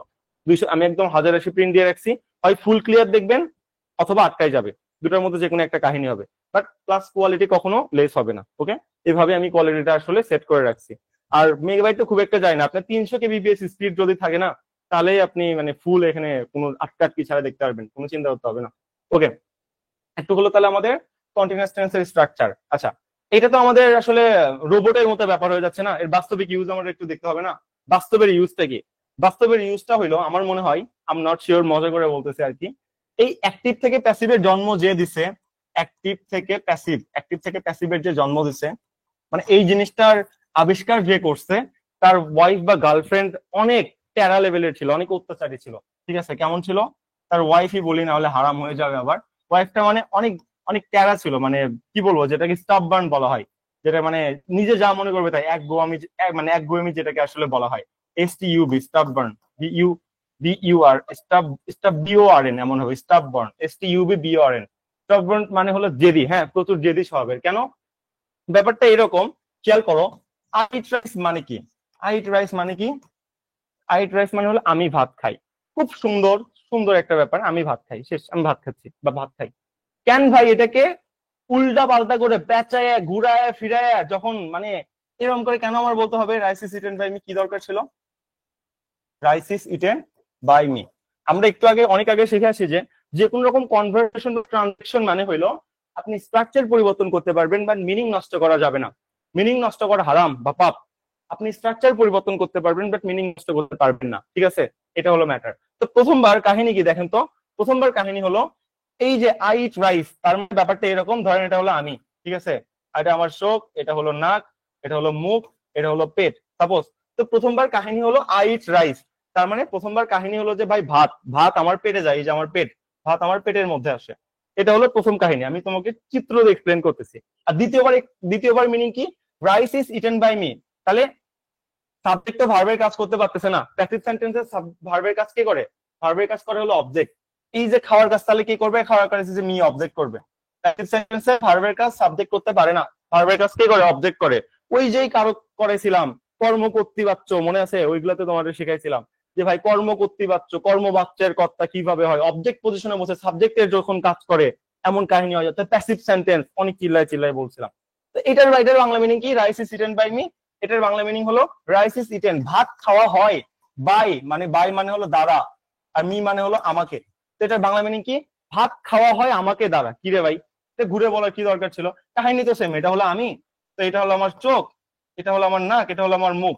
ভাত খাওয়া হয় আমাকে দ্বারা, তার মানে ঘুরে ফিরে ওই ভাত আমার পেটেই যাচ্ছে। তো সহজ করে আমি বলতেছিলাম আমি ভাত খাই, সেটা প্যাঁচায় বলার কি দরকার ছিল? ভাত খাওয়া হয় আমাকে দ্বারা। মানে আপনাদের লাগছে ঝগড়া, নর্মালি আমি ভাত খাবো এরকম না বলে বলতেছেন যে ভাত আমাকে দিয়ে খাওয়া হোক, আমাকে কেউ একজন ভাত খাওয়াই দিক, এই সেই ওলট পালট, মানে যত রকম ঘুরায় পেঁচায় বলা যায়। হ্যাঁ, তো এই ঘুরাই পেঁচানোর স্ট্রাকচার থেকে অ্যাক্টিভ প্যাসিভের জন্ম হয়েছে। অ্যাক্টিভ মানে হলো সরাসরি খুব সুন্দরভাবে বলা, আর প্যাসিভ মানে হলো ঘুরায় পেঁচায় বলা। আমি এটাকে নাম দিই আর কি এরকম, যে অ্যাক্টিভ মানে হলো ছেলেরা অ্যাক্টিভে কথা বলে, আর মেয়েরা প্যাসিভ সেন্টেন্সে কথা বলে। মানে যত রকম উল্টা পাল্টা ঘুরায় কথা বলা যায়, এটা হলো মেয়েদের একটা থিওরি, আমার নিজের লাইফ এক্সপিরিয়েন্স থেকে বলতেছি। তো যাই হোক, এই হলো আপনার অ্যাক্টিভ প্যাসিভের বাস্তবিক ইউজ, এক নাম্বার কথা। দুই নাম্বার কথা হলো, তাহলে ভাই প্যাসিভের বাক্যর জন্ম মেয়েরা যদি হয় আমি করবো, প্যাসিভ সেন্টেন্স বানাতে হইলো কেন? দেখো, যে কোনো একটা গ্রামারে তুমি যত ডাইভার্সিটি আনবা, যত নতুনত্ব আনবা, ওই গ্রামারটা ও বা ওই ভাষা তত বেশি সুন্দর হয়, তত বেশি কারুকার্য সম্পূর্ণ হয়ে থাকে। ঠিক আছে, এই জন্য অ্যাক্টিভের ইকুইভ্যালেন্ট আরেকটা স্ট্রাকচার প্যাসিভের জন্ম হয়েছে। মিনিং সেম থাকে, তার স্ট্রাকচারটা পরিবর্তন হয়, অর্থাৎ ভাবের প্রকাশটা আরো অনেক বেশি কি বলবো আসলে অসংবেদনশীল হয়, বা অনেক বেশি আরো সুন্দর হয়, এই আর কি ব্যাপার, বা অনেক বেশি সুথিং হয়। সুথিং মানে সৌন্দর্যপূর্ণ। এখান থেকে আপনার অ্যাক্টিভ প্যাসিভের স্ট্রাকচারের জন্মটা হয়েছে। এটা হলো বাস্তবিক ব্যাখ্যা। চলেন, আমাদের আরো কিছু কিছু জিনিস আছে, আরো অনেকগুলো টেন্স আছে, সেই টেন্স গুলো আমাদের ব্যাখ্যা করতে হবে, তো আমরা সেখানে যাব। দেখেন পারফেক্ট টেন্স, ওকে। পারফেক্ট টেন্সের ক্ষেত্রে আমরা যদি এখানে আসার চেষ্টা করি, তাকাও তো, তাকালেই বুঝবা। আই হ্যাভ ইটেন রাইস কোন টেন্সের স্ট্রাকচার? আমি এখানে দেখতেছি ভাই I have eaten rice, have eaten, তো এটা তো present perfect, P1 P3, P1 মানে প্রেজেন্ট, P3 মানে পারফেক্ট। এটা তো আমাদের প্রেজেন্ট পারফেক্ট হয়ে যাবে। হ্যাঁ, খুবই সহজ। তো প্রেজেন্ট পারফেক্টের ভয়েস চেঞ্জ কি ছিল বলতো? এক্সট্রা করে একটা কি আনতে হবে? বিন আনতে হবে, মনে আছে? ওকে, বা যে কোনো রকম পারফেক্ট টেন্সের ভয়েস চেঞ্জ এক্সট্রা করে একটা বিন আনতে হবে। আনো, অবজেক্টটা সাবজেক্ট বানাও, সাবজেক্টটা অবজেক্ট বানাও, মাঝখানে প্রিপজিশন নিয়ে আসো। ওকে, এখন এই সেন্টেন্সে যদি একটা অক্সিলারি ভার্ব আছে, এখানে তো ফালাই দেওয়া যাবে না। এটা তো ফালাই দেওয়ার আসলে কোনো রাইট তোমার নাই, আছে না? তো আয়ের সাথে হ্যাভ হয় প্লুরাল মিনিং এর জন্য, সেটা রাইসের সাথে হ্যাজ হয়ে যায়, তাই হ্যাজ নিছি। তারপর আমার কি করতে হবে, পারফেক্ট টেন্সের ভয়েস চেঞ্জ কি, এক্সট্রা করে একটা বিন, তারপর মেইন ভার্বের ভার্ব থ্রি, এক্সট্রা করে আমি একটা ঠাস করে বিন নিয়ে আসলাম, ওমা, তারপর আহা, পারফেক্ট টেন্সে তো আগে থেকেই ভার্ব থ্রি থাকে, তো এই ভার্ব থ্রি যেমন ছিল তেমনই বসে গেল, কারণ আমরা ভয়েস চেঞ্জ করার টাইমে মেইন ভার্বকে ভার্ব থ্রিতে কনভার্ট করি, আর পারফেক্ট টেন্সে তো আগে থেকেই ভার্ব থ্রি থাকে। এক্সট্রা কি করলাম, এক্সট্রা করে একটা বিন নিয়ে আসলাম, জাস্ট এটাই চেঞ্জ। পারফেক্ট টেন্সের কি ক্ষেত্রে কি হচ্ছে, বিন প্লাস মূল ভার্বের ভার্ব থ্রি, এক্সট্রা করে একটা জাস্ট বিন চলে আসতেছে, আর কোনো কাহিনী এখানে হয় নাই, সবগুলোর ক্ষেত্রে সেম। দেখেন আই হ্যাড রিটেন রাইটস মানে পাস্ট পারফেক্ট, ওকে ওকে, যেহেতু তাহলে অবজেক্টের সাবজেক্ট বানান, সাবজেক্টটা অবজেক্ট বানান, হ্যাড যেমন ছিল তেমন কপি করেন, কারণ সেন্টেন্সের জিনিস তো বাদ দিতে পারবেন, এই রাইট তো আপনার নাই, তাহলে টেন্সের স্ট্রাকচার নষ্ট হয়ে যাবে। তারপর কি করলাম, এক্সট্রা করে একটা বিন আনলাম, আর মেইন ভার্বটা আগে থেকে ভার্ব থ্রি ছিল, জাস্ট কাট কপি পেস্ট করে বসাই দিলাম। খারাপ কিছু করছি? খারাপ কিছু করিনি। তারপর I will have eaten rice, same কাহিনী, উইল হ্যাভ যেমন ছিল কপি করলাম, তারপর এক্সট্রা করে বিন আনছি, মেইন ভার্ব আগে থেকে ভার্ব থ্রি ছিল, সেটা কপি করে বসাই দিছি, অবজেক্টটা সাবজেক্ট হয়ে গেছিল, আর সাবজেক্টটা অবজেক্ট, মাঝখানে একটা প্রিপোজিশন, শেষ। এভাবে আসলে আপনার ভয়েস চেঞ্জ গুলা করতে হয়, আর কোন রকম ঝামেলা এর মধ্যে নাই। তো এখানে আমি একটা কোশ্চেন করবো, বলেন তো এখানে কি হবে, আমি যদি এখানে বলি I have been eaten rice, এটা বাংলা মিনিং কি কে পারবো? I have been eaten rice, just extra করে বিন দিয়ে দিছি, বলেন কি হবে? টেন্সের স্ট্রাকচার কতটা সুন্দর, গায়ে কাটা দিয়ে উঠবে এটা মিনিং শোনার পর, বলেন কি হবে এটা? ইয়া আমাকে আমাকে ভাত দ্বারা খাওয়ানো হয়, এটা এরকম টাইপের কিছু একটা। আমাকে ভাত খেয়ে ফেলছে, শর্টকাট কথা, ভাত দ্বারা খাওয়া নেই এমন কি, মানে আমি ভাত খাইনি, ভাতই আমাকে খাইছে, এরকম একটা মিনিং চলে আসবে। কেন চলে আসবে, চলো ব্যাখ্যা দিই। বলো, যখন এখানে একটা বিন আছে, তার মানে তুমি এটা ড্যাম শিওর এটা কিসের স্ট্রাকচার, এটা প্যাসিভের স্ট্রাকচার, তুমি শিওর, কারণ কি পারফেক্ট টেন্সের প্যাসিভ স্ট্রাকচারে কি হয়, এখানে বিন হয়, তারপর মেইন ভার্বের ভার্ব থ্রি হয়। এছাড়া কোন টেন্সে 12 স্ট্রাকচারের মধ্যে কোন স্ট্রাকচারের মধ্যে বিন ছিল না, কোন স্ট্রাকচারের মধ্যে বিন ছিল না, ছিল হ্যাভেজের পর কোন জায়গায় বিন ছিল, তারপর মেইন ভার্বের ভার্ব থ্রি ছিল, জীবনেও ছিল না, তাহলে এটা প্যাসিভের স্ট্রাকচার। কোন প্যাসিভের স্ট্রাকচারে বিন হয় আমরা আপনাকে শিখাই দিলাম, যেহেতু প্যাসিভের স্ট্রাকচার তাহলে আপনি শিওর প্যাসিভের স্ট্রাকচার যেহেতু, তাহলে রুলস বা নিয়ম অনুসারে এই ভার্বের কাজ বেস ফর্মে নিয়ে আসেন, মেইন ভার্ব ইটেন না, বেস ফর্মে নিয়ে আসেন ইট, ইট মানে খাওয়া, ইট মানে খাওয়া। এই ভার্বের কাজ কে করতে পারবে না, ভার্বের কাজ আর সাবজেক্ট করতে পারবে না, ভার্বের কাজ সাবজেক্ট করতে পারবে না, কারণ প্যাসিভের স্ট্রাকচার, এটা প্যাসিভের স্ট্রাকচারে সাবজেক্ট কখনো ভার্বের কাজ করে না, প্যাসিভের স্ট্রাকচারে ভার্বের কাজ কে করে, ভার্বের কাজ করে object, O B J E C T, ঠিক আছে, ভার্বের কাজ কে করে, অবজেক্ট করে। তো সেই হিসেবে আমি এখন ওই থিওরি অনুযায়ী এখন আমি এখানে লিখবো, তাহলে এখানে খাওয়া বেস ফর্মে নিয়ে গেছিলাম ইট, ইট মানে খাওয়া, খাওয়ার কাজ কে করতেছে, অবজেক্ট করতেছে, রাইস করতেছে, তার মানে এই খাওয়ার কাজ কে করবে, রাইস খাচ্ছে কাকে, এই যে আই, আমাকে খাচ্ছে, তাহলে I have been eating rice কি হয়ে যাবে, ভাত আমাকে এই মাত্র খেয়েছে, ভাত আমাকে এই মাত্র খেয়েছে। জাস্ট মিনিং কিভাবে উলটপালট হয়ে গেল চিন্তা করেন, নর্মালি মিনিং ছিল আই হ্যাভ ইটেন রাইস, আমি এই মাত্র ভাত খেয়েছি, জাস্ট একটা বিন বসছে, প্যাসিভের স্ট্রাকচার হয়ে গেছে। যখনই প্যাসিভের স্ট্রাকচার হইলো, এবার ভার্বের কাজ কি করবে, অবজেক্ট করবে। তখন আমি বললাম যে খাইছে কে, খাওয়ার কাজ কে করতেছে, এবার যদি এটা বাস্তবে নন ভ্যালিড, ভাত তো আর খাওয়ার কাজ করতে পারে না, তাই না? আমি জাস্ট আপনার থেকে মিনিং শুনতে চাইছি, বাস্তবে ভ্যালিড নাকি নন ভ্যালিড এটা আমি আপনাকে জানতে চাইনি। আমি বলছি ভাই বিন বসালে মিনিং কি হবে বলো, তুমি জিনিসটা বুঝতে পারছো কিনা, এটা জাস্ট আমি জিজ্ঞাসা করছি। তো তখন হয়ে গেল যে ভাত আমাকে এই মাত্র খেয়েছে, পারফেক্ট, যেহেতু আমার পারফেক্ট টেন্স তাহলে এই মাত্র কাজটা সম্পূর্ণ হয়েছে। আর যেহেতু প্যাসিভ তাহলে ভার্বের কাজ কে করবে, ভার্বের কাজটা আমাদের অবজেক্ট করবে। এই হলো কাহিনী। সেম কাহিনী দেখো, rice has been eaten by me, এটা প্যাসিভের স্ট্রাকচার না, বিন আছে না, হ্যাঁ, তাহলে মেইন কাজ কি, ইট, ইট মানে খাওয়া, খাওয়ার কাজ এখানে রাইস করতেছে, হুম, খাওয়ার কাজ কে করবে, খাওয়ার কাজ অবজেক্ট করবে, অবজেক্ট কি, অবজেক্ট হলো মি। এবার দেখো মিলে কিনা, rice has been eaten by me, তার মানে খাওয়ার কাজ কে করতেছে, এই যে আমি করতেছি, খাওয়ার কাজ আমি করতেছি, আমি, তাহলে এটা বাংলা মিনিং কি হবে, ভাতকে এই মাত্র আমাকে দ্বারা খাওয়া হয়েছে, ভাই ভাতকে এই মাত্র আমাকে দ্বারা খাওয়া হয়েছে, আর আমি এই মাত্র ভাত খেয়েছি, কি ডিফারেন্স আছে? চলো আবার এটা কার্টুন আঁকাই, এটা একটা কার্টুন, এটা হলো তোমার চোখ, তোমার ধরো নাক নাই, এটা হলো তোমার মুখ, ঠিক আছে, এটা হলো তোমার পেট। তো প্রথমবার বলে যে আই হ্যাভ ইটেন রাইস, আমি এই মাত্র ভাত খাইছি, ভাত আমার পেটের মধ্যে, এই যে ভাত, এটা হলো প্রথমবার মিনিং। আবার একটা কার্টুন আঁকাও, চোখ, মুখ আঁকাও, আবার দাও। এবার তোমাকে বলতেছে rice has been eaten by me, তাহলে খাওয়ার কাজ কি করতেছে, এই যে আমি করতেছি, তাহলে মিনিং কি আসতেছে, রাইস হ্যাজ বিন ইটেন, ভাত এই মাত্র খাওয়া হয়েছে, বাই মি, আমাকে দ্বারা, ভাত এই মাত্র খাওয়া হয়েছে আমাকে দ্বারা, তার মানে কি ভাত কে খাচ্ছে, আমি খাচ্ছি, খেয়ে আমার পেটেই যাচ্ছে। মিনিংটা কি সেম না বলো, মিনিংটা একদম হুবহু সেম। এই হলো তোমার অ্যাক্টিভ প্যাসিভের কাহিনী, জাস্ট একটা ওয়ার্ড চেঞ্জ করে দিলে কাহিনী শেষ। তাহলে বলো তো এখানে বিন কেটে দিলে কাহিনী কি ঘটবে, রাইস হ্যাজ ইটেন, এখানে বাই কাটো, রাইস হ্যাজ ইটেন মি, এটার বাংলা মিনিং কি হবে? রাইস হ্যাজ ইটেন মি, যদিও বাস্তবে নন ভ্যালিড, বাট মিনিং কি হবে? ভাত আমাকে খেয়েছে। ইয়েস, ভাত আমাকে এই মাত্র খেয়েছে। কেন? কারণ এটা ভাই তোমার কোন টেন্স হয়ে যাবে? এটা পারফেক্ট টেন্স হয়ে যাবে। তো পারফেক্ট টেন্সের স্ট্রাকচার। কেন পারফেক্ট টেন্সের স্ট্রাকচার? দেখো, হ্যাভ এজ এর পর মূল ভার্বের ভার্ব থ্রি থাকলে তখন সেটা পারফেক্ট টেন্সের স্ট্রাকচার হয়। আর টেন্সের স্ট্রাকচার মানে হলো ভাই অ্যাক্টিভ স্ট্রাকচার। অ্যাক্টিভ মানে সাবজেক্ট ভার্বের কাজ করবে। ওকে, সাবজেক্ট পজিশনে রাইস বসে আছে, ভার্ব কি? ইটেন বেস্ট ফর্মে নিয়ে যাও, ইট। ইট মানে খাওয়া, তাহলে রাইস হলো সাবজেক্ট, রাইস মানে হলো ভাত। তাহলে রাইস হ্যাজ ইটেন মি, ভাত আমাকে খেয়েছে, বা ভাত আমাকে এই মাত্র খেয়েছে, এমন একটা মিনিং হয়ে যাবে। তো তোমার জাস্ট দেখতে হবে যে স্ট্রাকচার কি আছে, অ্যাক্টিভ নাকি প্যাসিভ। যদি অ্যাক্টিভ থাকে তাহলে সাবজেক্ট পজিশনে যাই থাক সেই বেড়া ভার্বের কাজ করবে। আর যদি প্যাসিভ হয় তাহলে সাবজেক্ট পজিশনে যেই হোক ও ভার্বের কাজ করতে পারবে না।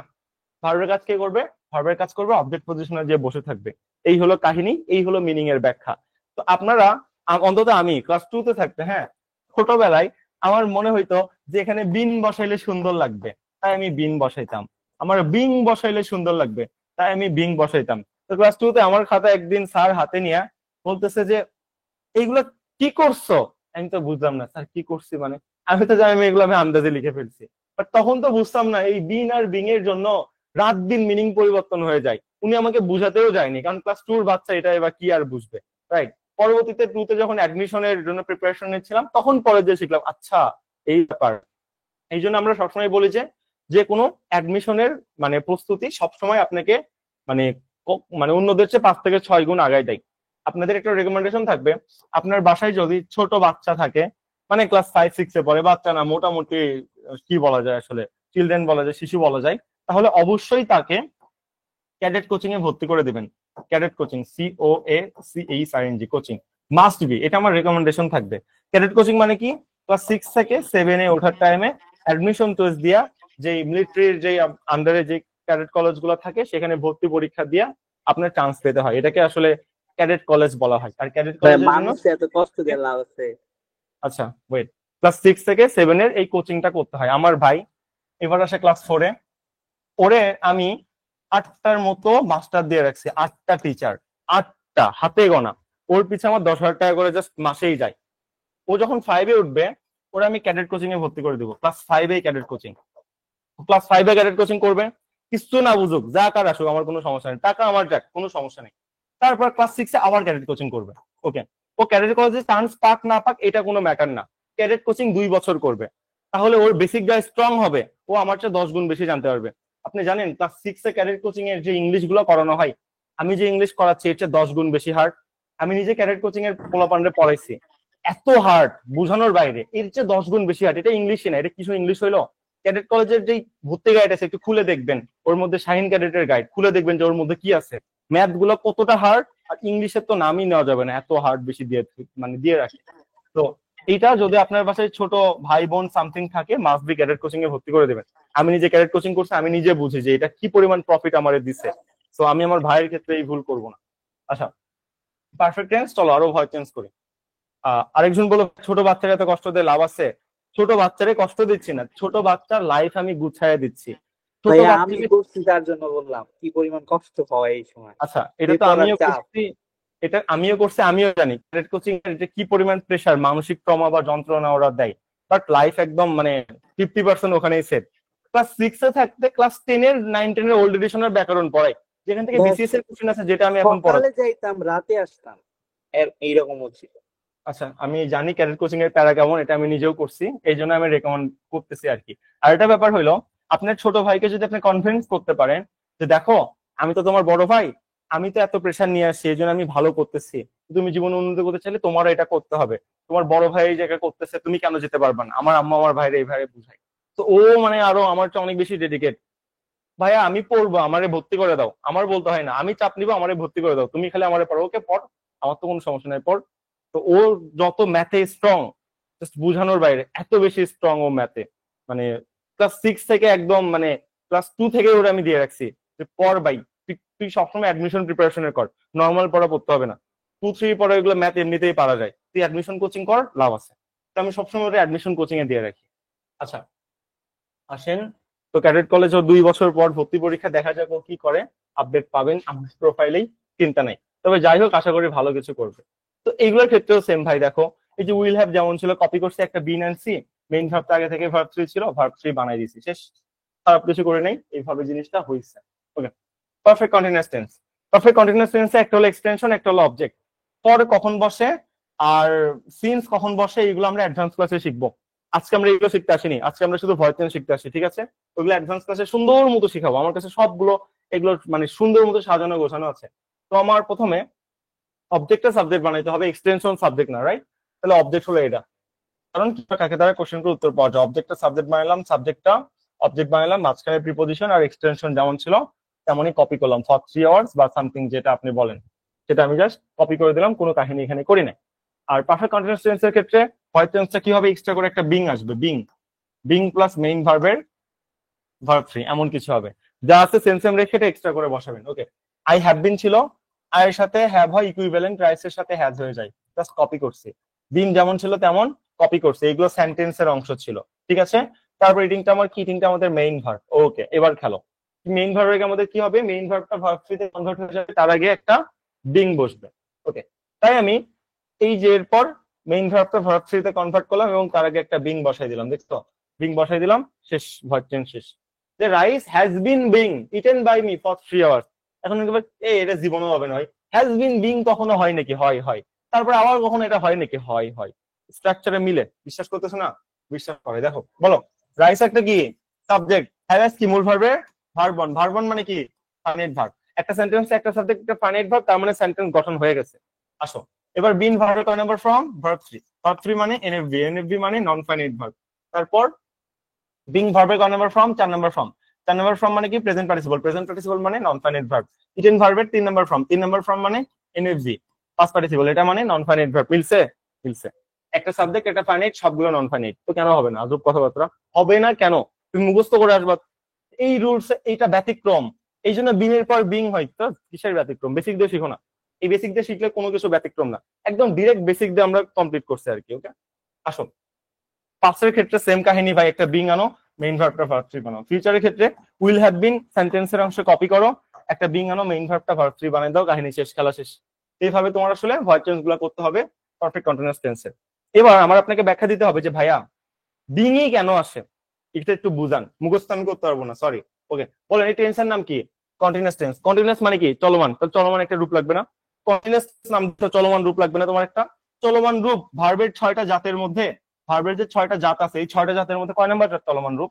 Verb four. প্রেজেন্ট পার্টিসিপল হলো চলমান রূপ, বেস ফর্মের সাথে কি হয়? বেস ফর্মের সাথে আইএনজি হয়, এটা ভার্ব ফোর হয়। ওকে, যেহেতু ভার্ব ফোর হয়, তো আমি মেইন ভার্বটা চলমান ছিল, সেটাকে ভার্ব থ্রি বানাই দিচ্ছি, তাহলে এই সেন্টেন্স আমার একটা চলমান রূপ দরকার আছে না? বলতো, একটা চলমান রূপ দরকার আছে না? অবশ্যই দরকার আছে।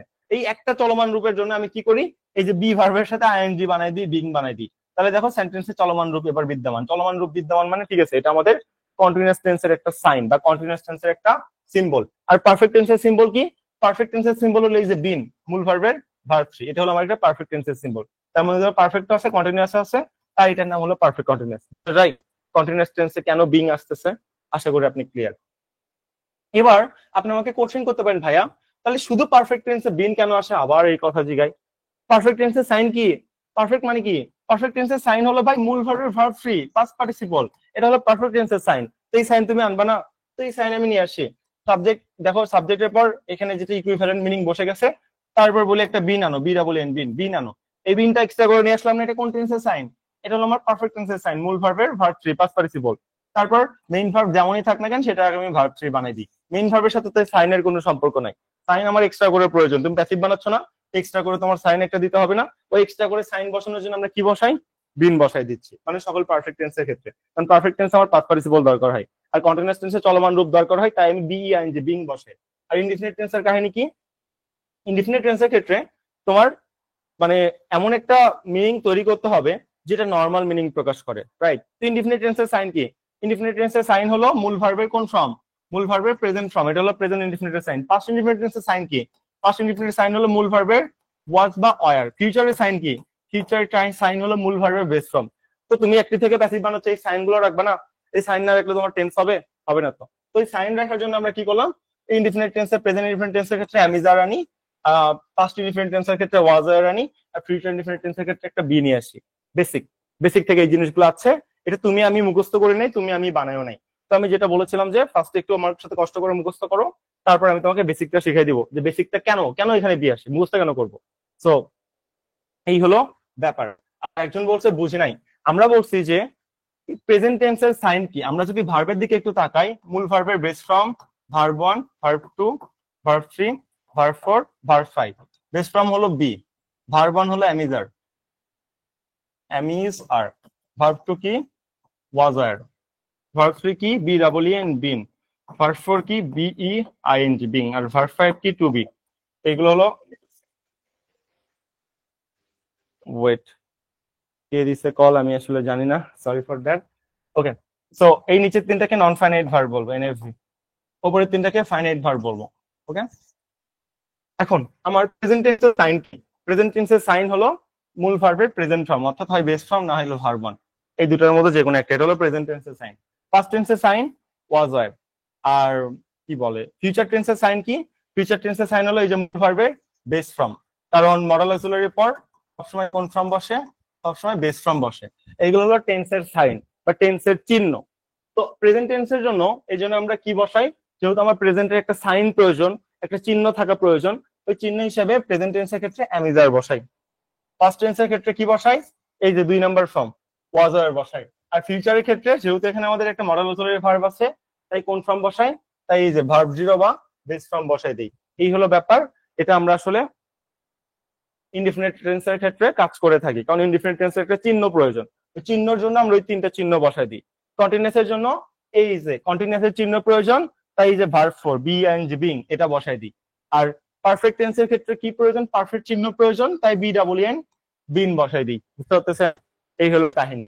তো এইভাবে আমাদের অ্যাক্টিভ থেকে প্যাসিভ করার সময় জাস্ট বেসিক থিওরির উপর ভিত্তি করে কখনো অ্যামিজার বসতেছে, কখনো ওয়াজার, কখনো বি, কখনো বিং, কখনো বিন।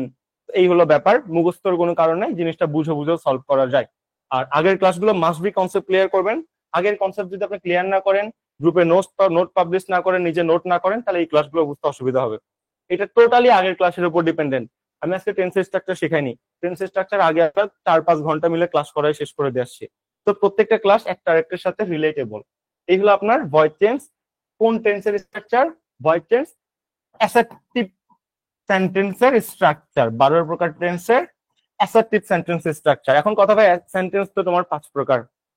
অ্যাসার্টিভের পর ইন্টারগেটিভ আছে, ইম্পারেটিভ আছে, অপটেটিভ আছে, এক্সক্লামেটরি, এক্স মানে তোমার এক্স না, ঠিক আছে, এক্সক্লামেটরি সেন্টেন্স।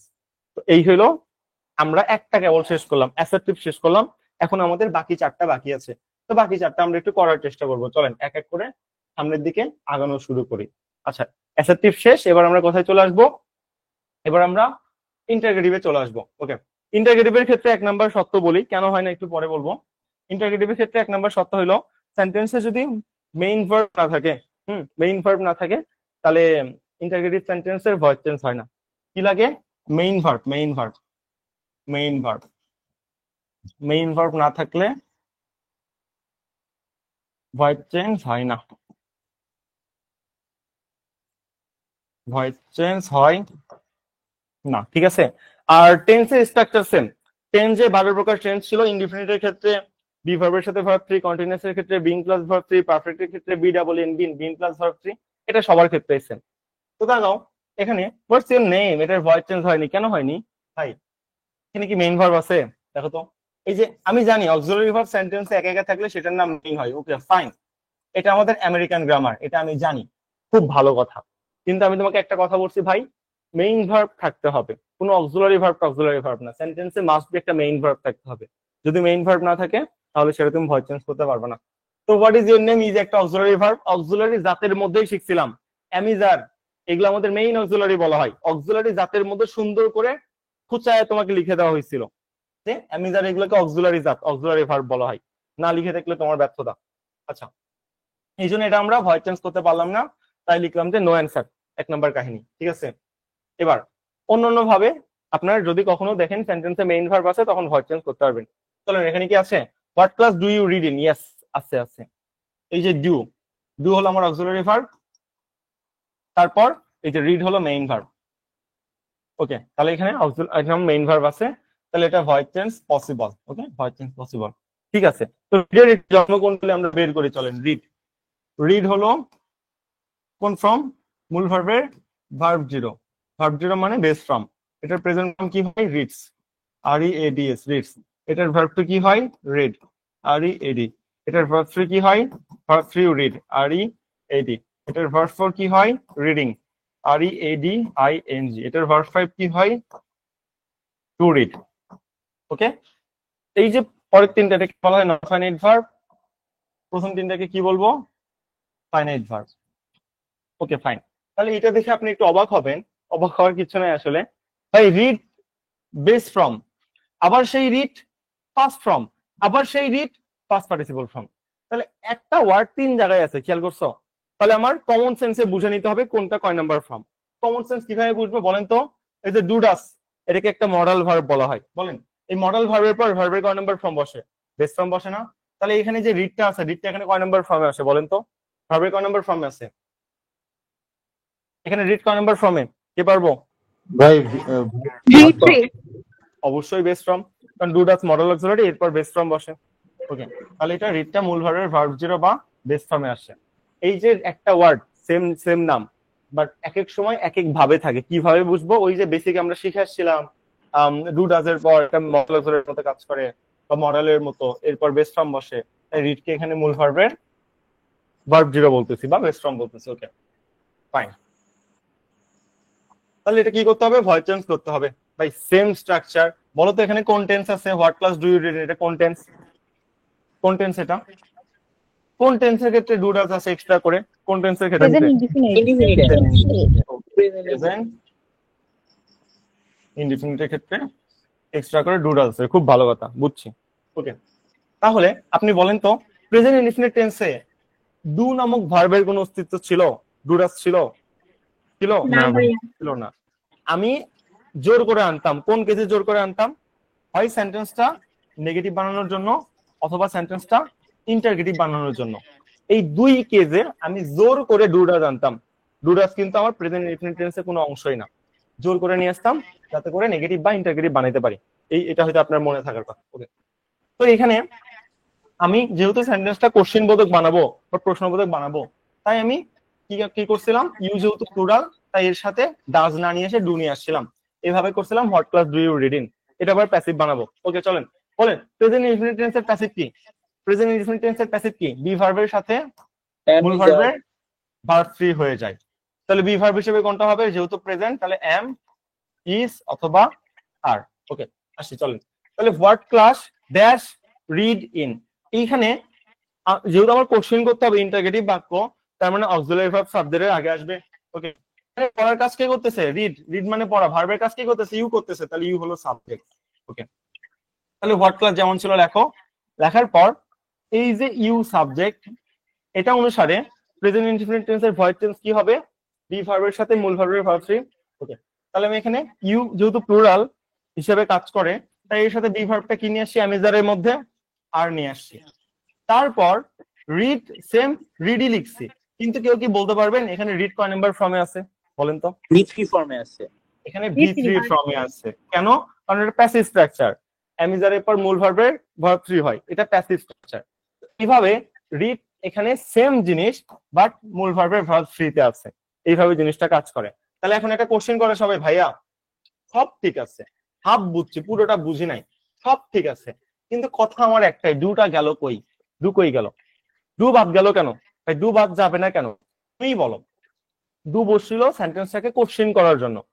ডু অ্যাসার্টিভ সেন্টেন্সের মানে সরি প্রেজেন্ট ইনডিফিনিট টেন্সের কোনো অংশ না। এটা কোশ্চেন করার জন্য বা নেগেটিভ বানানোর জন্য জোর করে এসে বসে। তো কোশ্চেন করার জন্য আমি যখন প্যাসিভ করব, তখন অলরেডি একটা বি ভার্ব আসতেছে, অ্যামিজার বি ভার্ব আসতেছে। এই যে দেখো হোয়াট ক্লাস, হোয়াট ক্লাস, তারপর অলরেডি আমার অ্যাক্টিভ থেকে প্যাসিভ বানানোর জন্য স্ট্রাকচার অনুসারে একটা বি ভার্ব এমনিতেই আসতেছে। এই যে হোয়াট ক্লাস আর, ইউ এর সাথে আর হয় সেই জন্য আর আসছে। তারপর মেইন ভার্বটা কি হয়ে যায়? মেইন ভার্বটা ভার্ব থ্রি হয়ে যায়। এই হলো আমার কাহিনী। অলরেডি আমার অক্সিলারি ভার্ব আছে, কোশ্চেন করার জন্য একটা অক্সিলারি ভার্ব প্রয়োজন হয়। আমি না পারতে, কোনো উপায় না পাই আমি ডু ডাজ নিয়ে আসছিলাম। আমার যেহেতু সেন্টেন্স অলরেডি আগে থেকেই আছে, সেন্টেন্সের মানে প্যাসিভের স্ট্রাকচার অনুযায়ী এই ডু ডাজ কে রাখার দরকার আছে? এই ডু ডাজ রাখার কোনো দরকার নেই। তাই এই ডু ডাজ সেন্টেন্স থেকে হাওয়া হয়ে উঠে গেছে। এটার অ্যাসার্টিভ সেন্টেন্সে কোনো অস্তিত্বই ছিল না, জোর করে এসে বসছিল সেন্টেন্সটাকে কোশ্চেন বোধক বানানোর জন্য। আরেকটা সেন্টেন্সকে কোশ্চেন বোধক বানানোর জন্য অক্সিলারি ভার্ব লাগে, অক্সিলারি ভার্ব সাবজেক্টের আগে এসে বসে। তো আমার প্যাসিভের স্ট্রাকচারে অলরেডি একটা বি ভার্ব অক্সিলারি ভার্ব আছে এবং মেইন ভার্বটা ভার্ব থ্রি হয়ে যায়। সেই বি ভার্ব হিসেবে আমরা অ্যামিজার নিয়ে আসি প্যাসিভ বানানোর জন্য। তাই এখানে আমি আর নিয়ে আসলাম, সাবজেক্ট ইউ, ইউ অনুসারে আর হইলো। তারপর যে মেইন ভার্বটা আছে সেটাকে কিসে বানিয়ে দিলাম, মূল ভার্বের ভার্ব থ্রিতে কনভার্ট করে দিলাম। কারণ প্যাসিভে কি হয়, বি ভার্বের সাথে মূল ভার্বের ভার্ব থ্রি হয়। As simple as that. এভাবেই আপনার এইটার কি আসলে বাস্তবিক ব্যবহার আছে? বাস বুঝি নাই বাস্তবিক ব্যবহার বলতে। ইন্টারোগেটিভ মানে আমি কখনো দেখিনি প্রশ্নে আসতে বা এরকম কিছু। আমরা তো কখনো দেখি নাই, বাট শিখতে তো হবে। হুট করে যদি দিয়ে দেয় তখন কি করবেন বলেন? দিতেই পারে, ইন্টারগেটিভ দিয়ে বলতো বা ভয়েস চেঞ্জ করো, তখন কি করবেন? তো আমরা তো শেখার মালিক, আমরা শিখাই, শিখেন, আসে আসুক না আসে না আসুক, বেসিক তো আমরা বাদ দিতে পারবো না। আসেন নেক্সটে আসেন। হোয়াট ডাজ হি প্লে, এই দেখো মেইন ভার্ব আছে, এই দেখো অক্সিলারি ভার্ব আছে। ডাজ তো সেন্টেন্সের অংশ না, বাদ চলে যাবে। আর যেহেতু ইনডিফিনিট টেন্স তাহলে কি হবে, বি ভার্বের সাথে মূল ভার্বের ভার্ব থ্রি আসবে। বি ভার্ব হিসেবে হয় এম অথবা ইজ অথবা আর। তো দেখি কি আসে। হি, হি যেহেতু আমার সাবজেক্ট, খেলার কাজ হি করতেছে, তাহলে হি অনুসারে ভার্বটা কি হলো, ইজ হয়ে গেল। ওকে, এবং এই অক্সিলারি ভার্বটা সাবজেক্টের আগে নিয়ে আসি, কারণ আমি কোশ্চেন করবো, লাস্টে হোয়াট চিহ্ন আছে। লাস্টে হোয়াট চিহ্ন বা প্রশ্নবোধক একটা বাক্য বানানোর জন্য অক্সিলারি ভার্ব সাবজেক্টের আগে আনতে হয়। টেন্সের ক্লাসে সুন্দর মতো শেখানো হয়েছিল এই জিনিসগুলো। তো হোয়াট যেমন আছে তেমনই বসাই দিলাম, অক্সিলারি ভার্ব সাবজেক্টের আগে হইলো, আর মেইন ভার্ব যেটা ছিল প্লে সেটাকে কি করে দিলাম, ভার্ব থ্রি বাড়াই দিলাম। ডাস কই গেল, ডাস তো বাক্যের কোনো অংশই ছিল না, কোশ্চেন করার জন্য জোর করে এসে বসছিল। আর এখানে কোশ্চেন বোধক বানানোর জন্য প্যাসিভের স্ট্রাকচার হিসেবে আমার অটোমেটিক্যালি একটা অক্সিলারি ভার্ব আসতেছে, তারপরে মেইন ভার্বটা ভার্ব থ্রি হয়ে যাচ্ছে। অক্সিলারি ভার্ব যেহেতু আছে, এই কোশ্চেন করা তো আমার হয়ে যাচ্ছে, আমি আবার ডু ডাস এগুলো ডিড কেন আনবো ভাই, এটা আমার আনার দরকার নেই। তাই এগুলো আমি আনি নাই, এগুলো উড়াই দিচ্ছি। এই জায়গায় অনেকে আমরা বুঝি না, এই জায়গায় ন্যারেশনে পোলাপান কট খাই, যে প্রেজেন্ট ইনডিফিনিট ন্যারেশন করতে পারে না ভাই, ডু ডাস গেল করে, ডু ডাস থাকবে কেন আজব কথাবার্তা। ইন্টারগেটিভের সময় তো আমার জোর করে এটা আসছিল কোশ্চেন বোধক বানানোর জন্য, আর ইন্টারগেটিভ করার জন্য এখানে অক্সিলারি ভার্ব আগে থেকেই থাকতেছে প্যাসিভের স্ট্রাকচার অনুসারে। তো ডু ডাস আমি এবার কেন রাখবো আজব কথাবার্তা। এটা কি আমার টেন্স, এটা কি আমার অ্যাসার্টিভ সেন্টেন্সের কোনো একটা স্ট্রাকচার ছিল যে ডু ডাস সারা জীবন থাকবে অ্যাসার্টিভের মধ্যে? না, ইন্টারগেটিভ বা নেগেটিভ বানানোর জন্য এটা আসে। আর এখানে তুমি যখন নেগেটিভ ইন্টারগেটিভ বানাই দিচ্ছ, তখন অলরেডি অক্সিলারি তো আগে থেকে আছে ভাই, তুমি আবার কেন এই ডু ডাস আনবা? এটা তুমি না পারতে আনছিলা। ব্যাপারটা এরকম, মানুষ কি ঋণ এমনি এমনি নাই? যখন দেওয়ালে পিঠ থেকে যায় তখন ঋণ নাই, তো ঋণ হিসেবে ডু ডাস আসে। তোমার কাছে অলরেডি টাকা আছে, অক্সিলারি ভার্ব আছে, তুমি আবার ঋণ কেন নিবা ভাই? এটাকে কেন আনবা আবার? কমন সেন্সে বুঝো না। ওকে,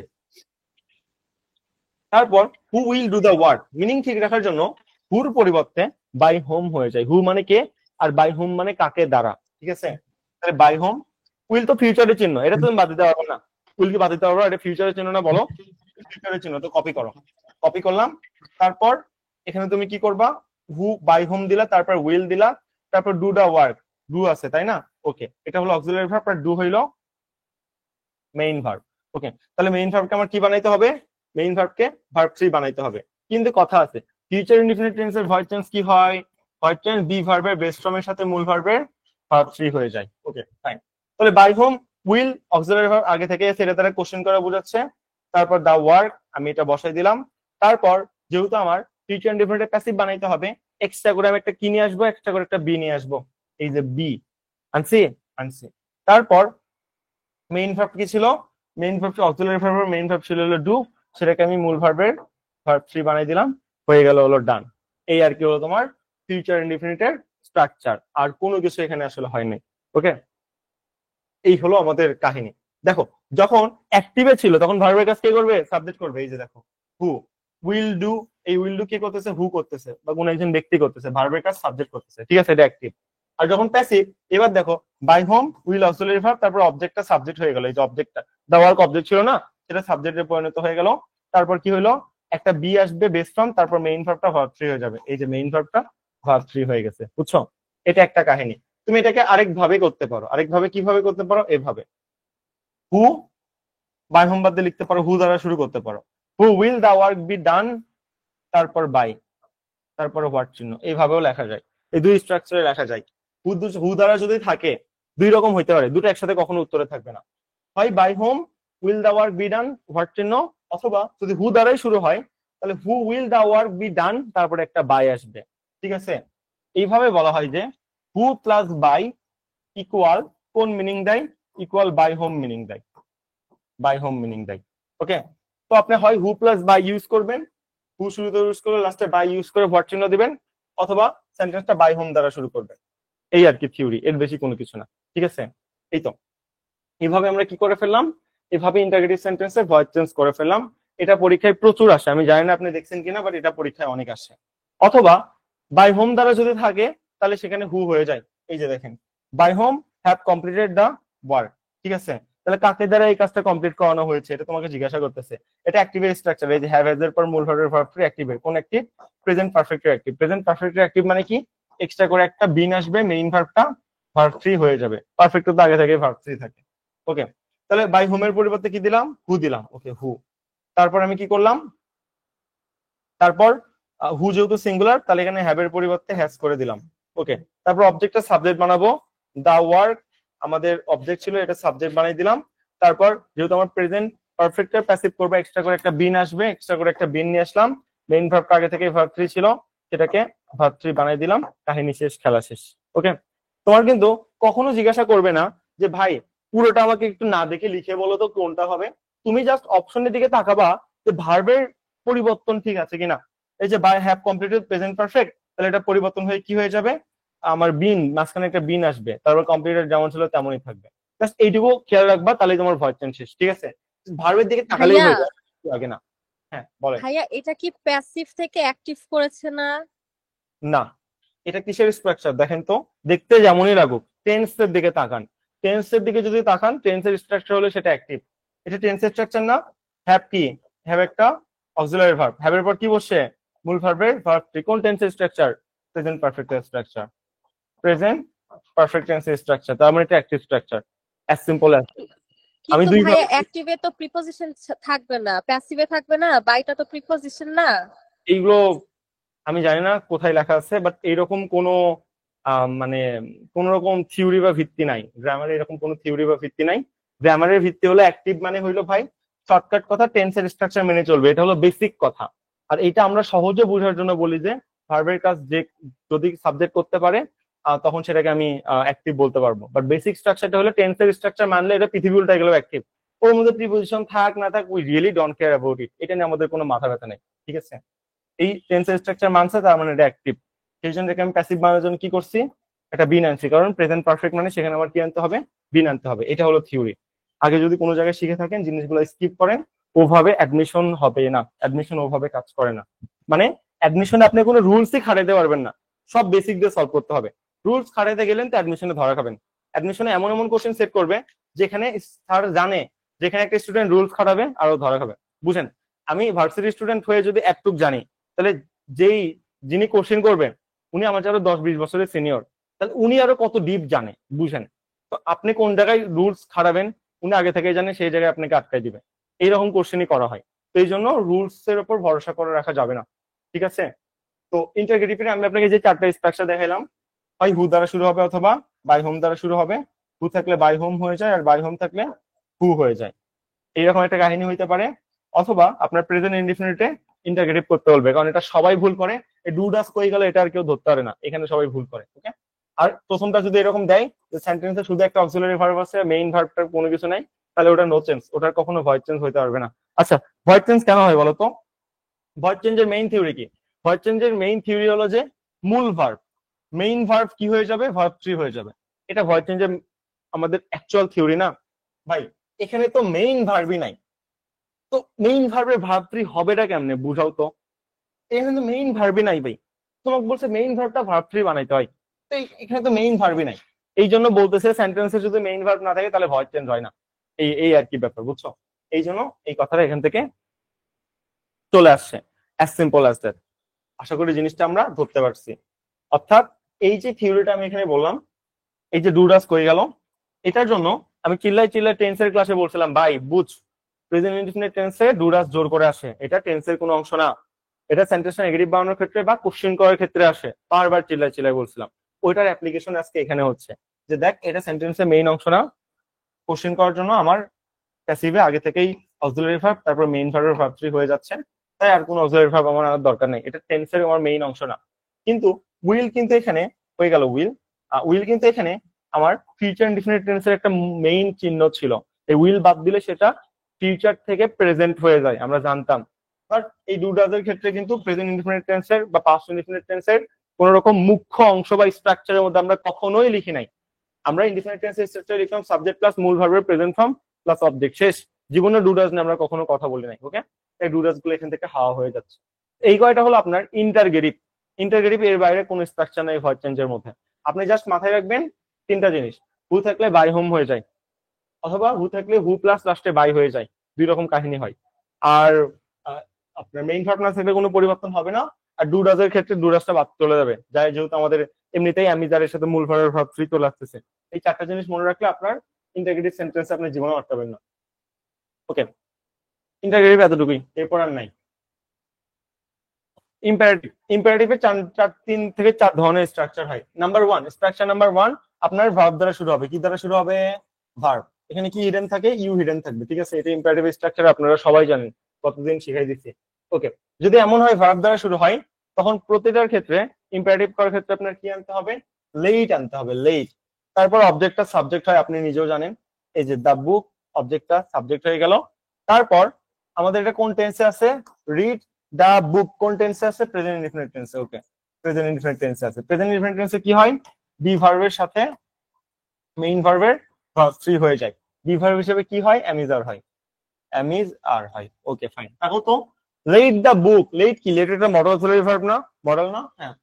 তো মডেলের পর বি ভার্বের বেস ফর্ম বসে না? Base form. তাই অ্যামিজারের পরিবর্তে বি দিছি।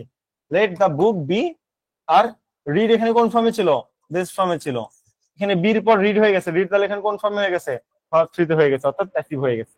অ্যাক্টিভ ছিল, প্যাসিভ হয়ে গেছে। প্যাসিভের স্ট্রাকচার কি? বি ভার্বের সাথে মূল ভার্বের ভার্ব থ্রি হয়ে যাওয়া। এই হলো তোমার প্যাসিভের চিহ্ন বা প্যাসিভের স্ট্রাকচার। আশা করি তুমি প্যাসিভের স্ট্রাকচারটা ধরতে পেরেছো। এখন আমাকে একটা কোশ্চেন করতে পারো, ভাইয়া এখানে লেট কেন আসলো? ওকে, দেখো, ইম্পারেটিভ সেন্টেন্স মানে কি? আদেশ, উপদেশ, অনুরোধ, এইগুলো ফিলিংস বা ফিলিংস দেয়, তাই না? আর লেট, লেট এর বাংলা মিনিং হলো হোপ বা প্রয়োজন, এমন একটা মিনিং দেয়, ঠিক আছে। তো লেট ওয়ার্ডের ডেফিনেশনটা এরকম যে এই ওয়ার্ডটা দ্বারা তোমার আদেশ, উপদেশ, অনুরোধ ইটসেট্রা ইটসেট্রা এই সকল মিনিং ডিনোটস করে বা এই সকল মিনিং প্রকাশ করে। তো তোমার যেহেতু মিনিং নষ্ট করতে পারবা না, স্ট্রাকচার পরিবর্তন করতে পারবা, মিনিং যাতে নষ্ট না হয়, সেই জন্য আমরা কি করি? আমরা ইম্পারেটিভ সেন্টেন্সের ক্ষেত্রে একটা লেট নিয়ে আসি, লেট, তারপরে অবজেক্ট, তারপর আমাদের যেহেতু প্রেজেন্ট টেন্স, তাহলে বি ভার্ব হবে।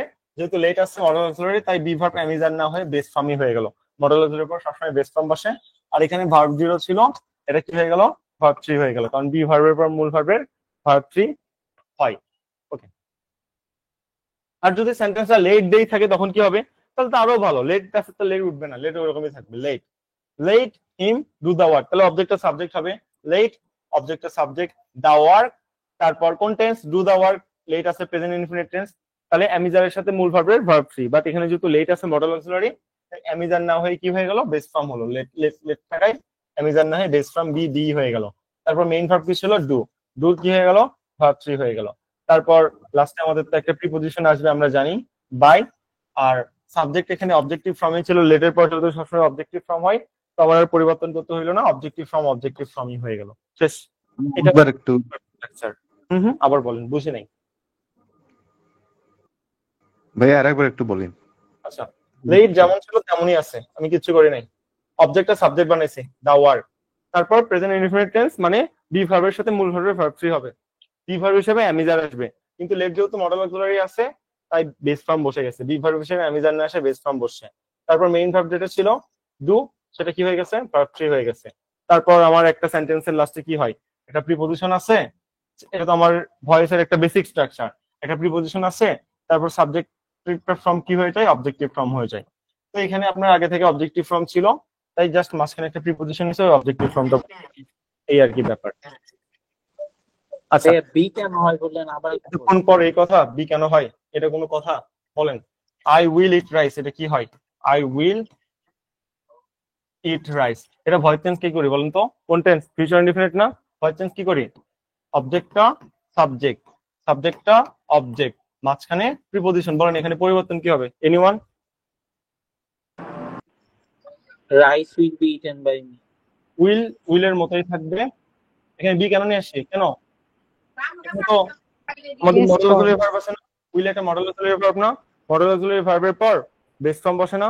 আমার তো প্রেজেন্ট ইনডিফিনিট টেন্সের ক্ষেত্রে এতক্ষণ ধরে শিখালাম, প্রেজেন্টের ক্ষেত্রে অ্যামিজার, পাস্টের ক্ষেত্রে ওয়াজার, আর ফিউচারের ক্ষেত্রে বি বেস ফর্ম বসে। কতক্ষণ ধরে না বুঝাইলাম ফিউচারের ক্ষেত্রে বেস ফর্ম বি কেন বসে, সেখানে আমি বুঝাইলাম উইল একটা মডেল অক্সিলারি ভার্ব, মডেলের পর সবসময় বেস ফর্ম বসে, এটা শিখাইলাম। তারপর মেইন ভার্বটা কি হয়ে যাবে, ভার্ব 3 হয়ে যাবে, ইটেন। এই হলো কাহিনী। তো এখানে কি ব্যতিক্রম কিছু ঘটছে? এখানে তো লেট ছিল, লেট একটা modal auxiliary verb, let modal auxiliary verb না? হ্যাঁ। তো তাহলে এরপর আমাদের কি হবে, এরপর আমাদের অ্যামিজার না হয়ে একটা বেস ফর্ম হয়ে যাবে না? মডেল অক্সিলারি ভার্ব সবসময় তো বেস ফর্ম হয়, গতদিনের ক্লাস কনসেপ্ট থেকে বলতেছি। তো তারপর মেইন ভার্বটা কি হয়ে গেল, মেইন ভার্বটা ভার্ব 3 হয়ে গেল। এই জন্য এখানে আর কি বি আসতেছে, অ্যামিজার না এসে বি আসতেছে। আমি মডেল অক্সিলারি আসছে মানে সেখানে সারা জীবন বেস ফর্ম হবে, যেটাই হোক। এটা বেসিক একটা স্ট্রাকচার।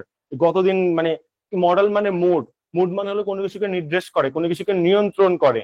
তো নিয়ন্ত্রণ করার সময় তুমি যদি বেস ফর্ম বসে না বসে অন্য কোনো ফর্ম বসো, তাহলে মিনিং নষ্ট হয়ে যায়। বেস ফর্ম হলো কোনো একটা ওয়ার্ডের জন্মগত রূপ, তাই আমরা সেখানে বেস ফর্ম বসাই।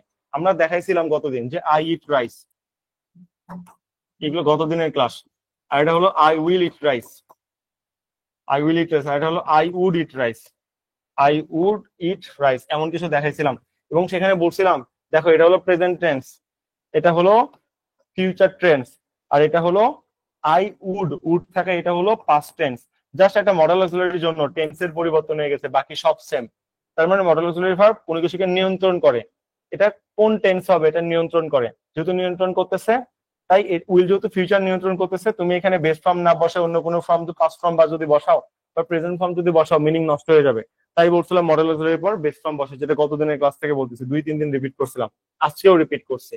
তো এই জন্য এখানে আপনাদের বেস ফর্ম অ্যামিজারের পরিবর্তে বি বসে যাচ্ছে, যেহেতু এখানে আমাদের লেট একটা মডেল অক্সিলারি ভার্ব আছে। ওকে, এই হলো থিওরি। তাহলে শুধু ভার্ব দ্বারা থাকতে পারে, লেট দ্বারা থাকতে পারে, অথবা সিঙ্গেল একটা ওয়ার্ড থাকতে পারে, গো যাও, হেল্প হেল্প করো, অথবা ডু। এটা নিয়ে আমি একটা বিসিএস প্রিপারেশনের গ্রুপে জয়েন হয়েছিলাম ফার্স্ট ইয়ারে, অনেক শখ করে যে এখন থেকে বিসিএস প্রিপারেশন নিব। সবারই শখ থাকে ফার্স্ট ইয়ারে ভর্তি হওয়ার পর, এটা আসলে বাস্তবায়ন কখনোই হয় না। তো এটার বলছিল এটা প্যাসিভ বানাও, তো পোলাপান বলে let it be done, let it be done. ঠিক আছে, ওকে।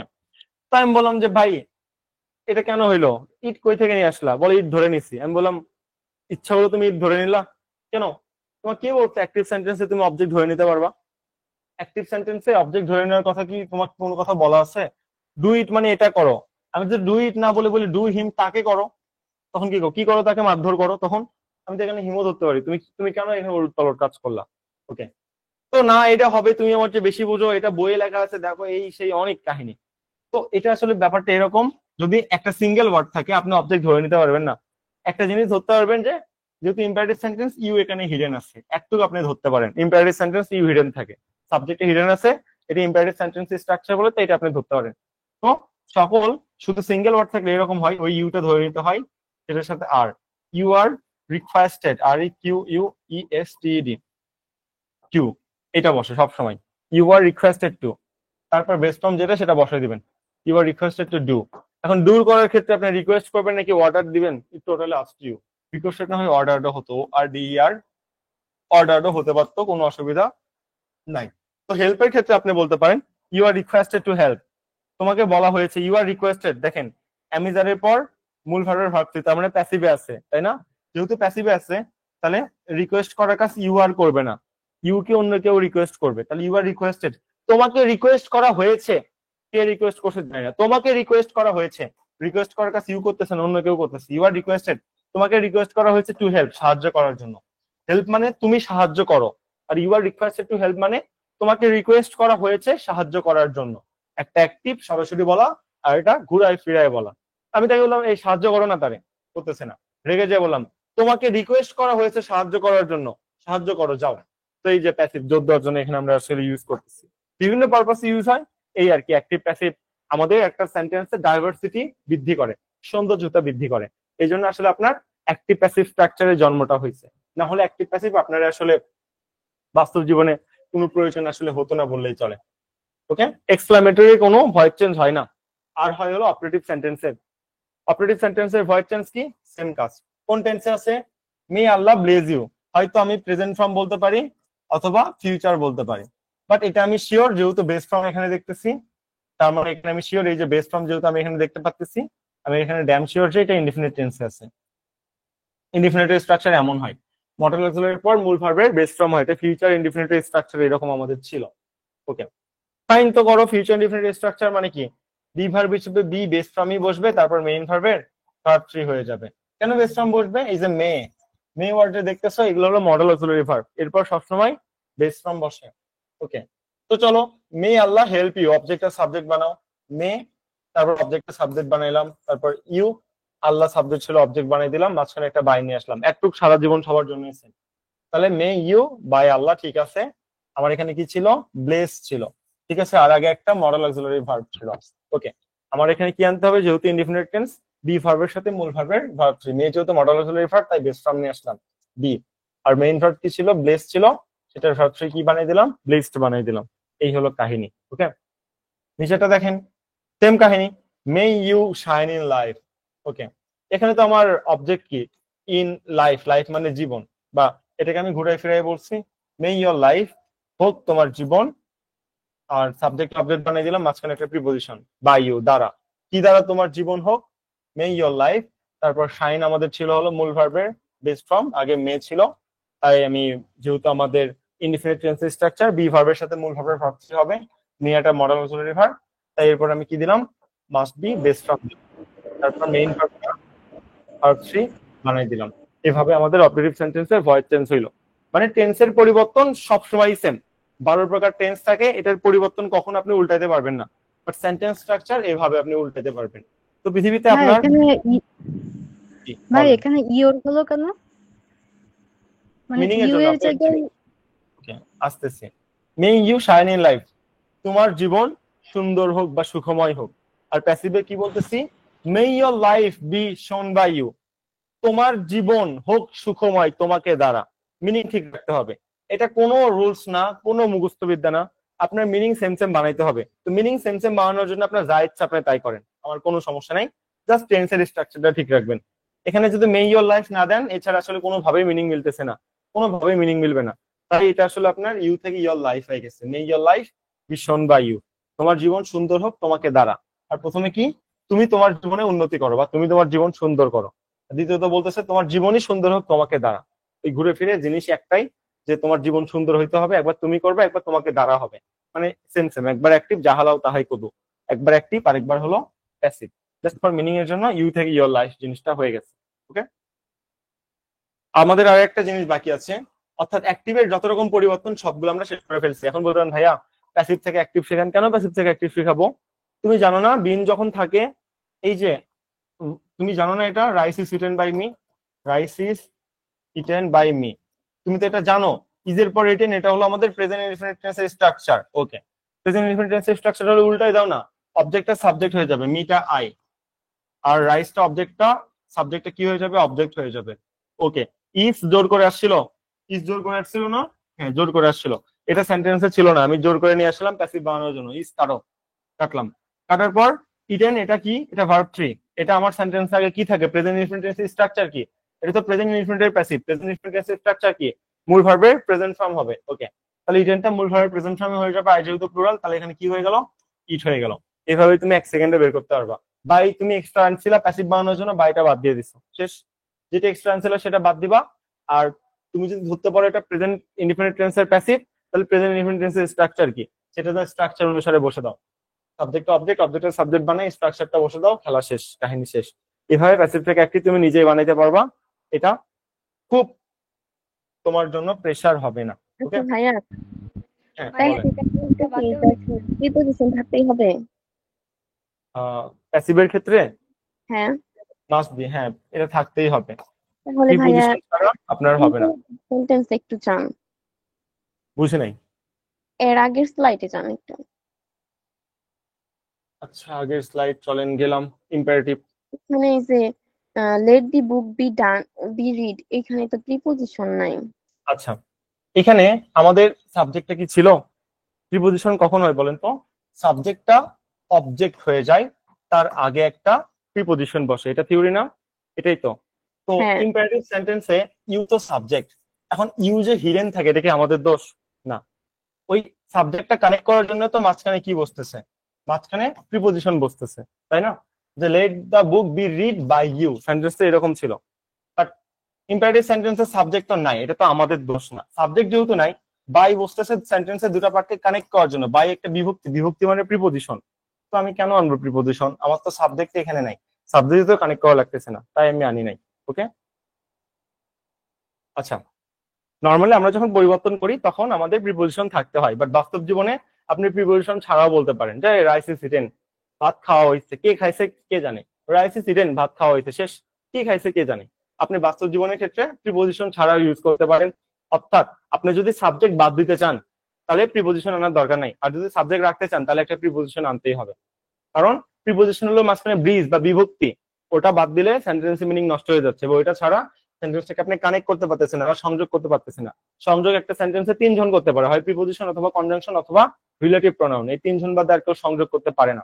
তো আমি যেহেতু ইউকে সাবজেক্টটাকে সংযোগ করতেছি বাক্যের সাথে, তো কিছু না কিছু তো আনতে হবে, তাই না? তাই এখানে মাস মোর মিনিংফুল হিসেবে আমরা প্রিপোজিশন নিয়ে আসি। আমরা রিলেটিভ প্রনাউন বা কনজাংশন যদি নিয়ে আসি তখন এটা কমপ্লেক্স সেন্টেন্সের একটা অংশ হয়ে যাবে। কমপ্লেক্স সেন্টেন্সে আমাদের ওই কনজাংশন হিসেবে কাজ করে সাবঅর্ডিনেট, কোঅর্ডিনেট, তো আমরা তো ঝামেলায় জড়াতে পারবো না, এটা তো সিম্পল সেন্টেন্স। তাই আমরা রিলেটিভ প্রোনাউন বা কনজাংশন না নিয়ে আসি, প্রিপোজিশন নিয়ে আসি। এই হলো থিওরি। ওকে, এখন আমাদের যেটা বাকি আছে এটা হলো শুধুমাত্র কোয়াজি প্যাসিভ। কোয়াজি মানে হলো half, Q U S I, quasi.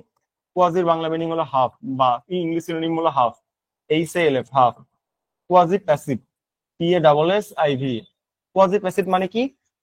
Half passive half active, double meaning দিবে। Double meaning, half active half passive, double D O U B L E, double meaning. Half active হবে half passive হবে, কিরকম? ওই যে example সারা জীবন সবাই শিখে, honey taste, TASTS, honey taste sweet, মধু খেতে মিষ্টি। তো এই দুই ভাবে আমরা চিন্তা করি। এক নম্বর চিন্তা হলো যে ভাই হানি মানে মধু, টেস্ট মানে খেতে, সুইট মানে মিষ্টি। তো মধু খেতে তো মিষ্টি, মিনিংগত দিক থেকে তো ঠিক আছে, মধু খেতে মিষ্টি, ঠিক আছে। বাট যখন আমি একটু ডিপলি ভাঙি, টেস্ট মানে তো খেয়ে দেখা। টেস্ট মানে কি? খেয়ে দেখা, খেয়ে দেখা। ওকে, বা চেকে দেখা, যেটাকে বলে একটু চেকে দেখো তো নোনতা লাগে নাকি কেমন লাগে, এরকম। তো হানির তো জীবন নাই, এটা তো সাবজেক্ট পজিশনে বসে আছে। তো হানির তো জীবন নাই, হানি কিভাবে চেকে দেখার কাজ করতে পারে? মধু তো খেয়ে দেখার কাজ করতে পারবে না, মধুর তো জীবন নাই।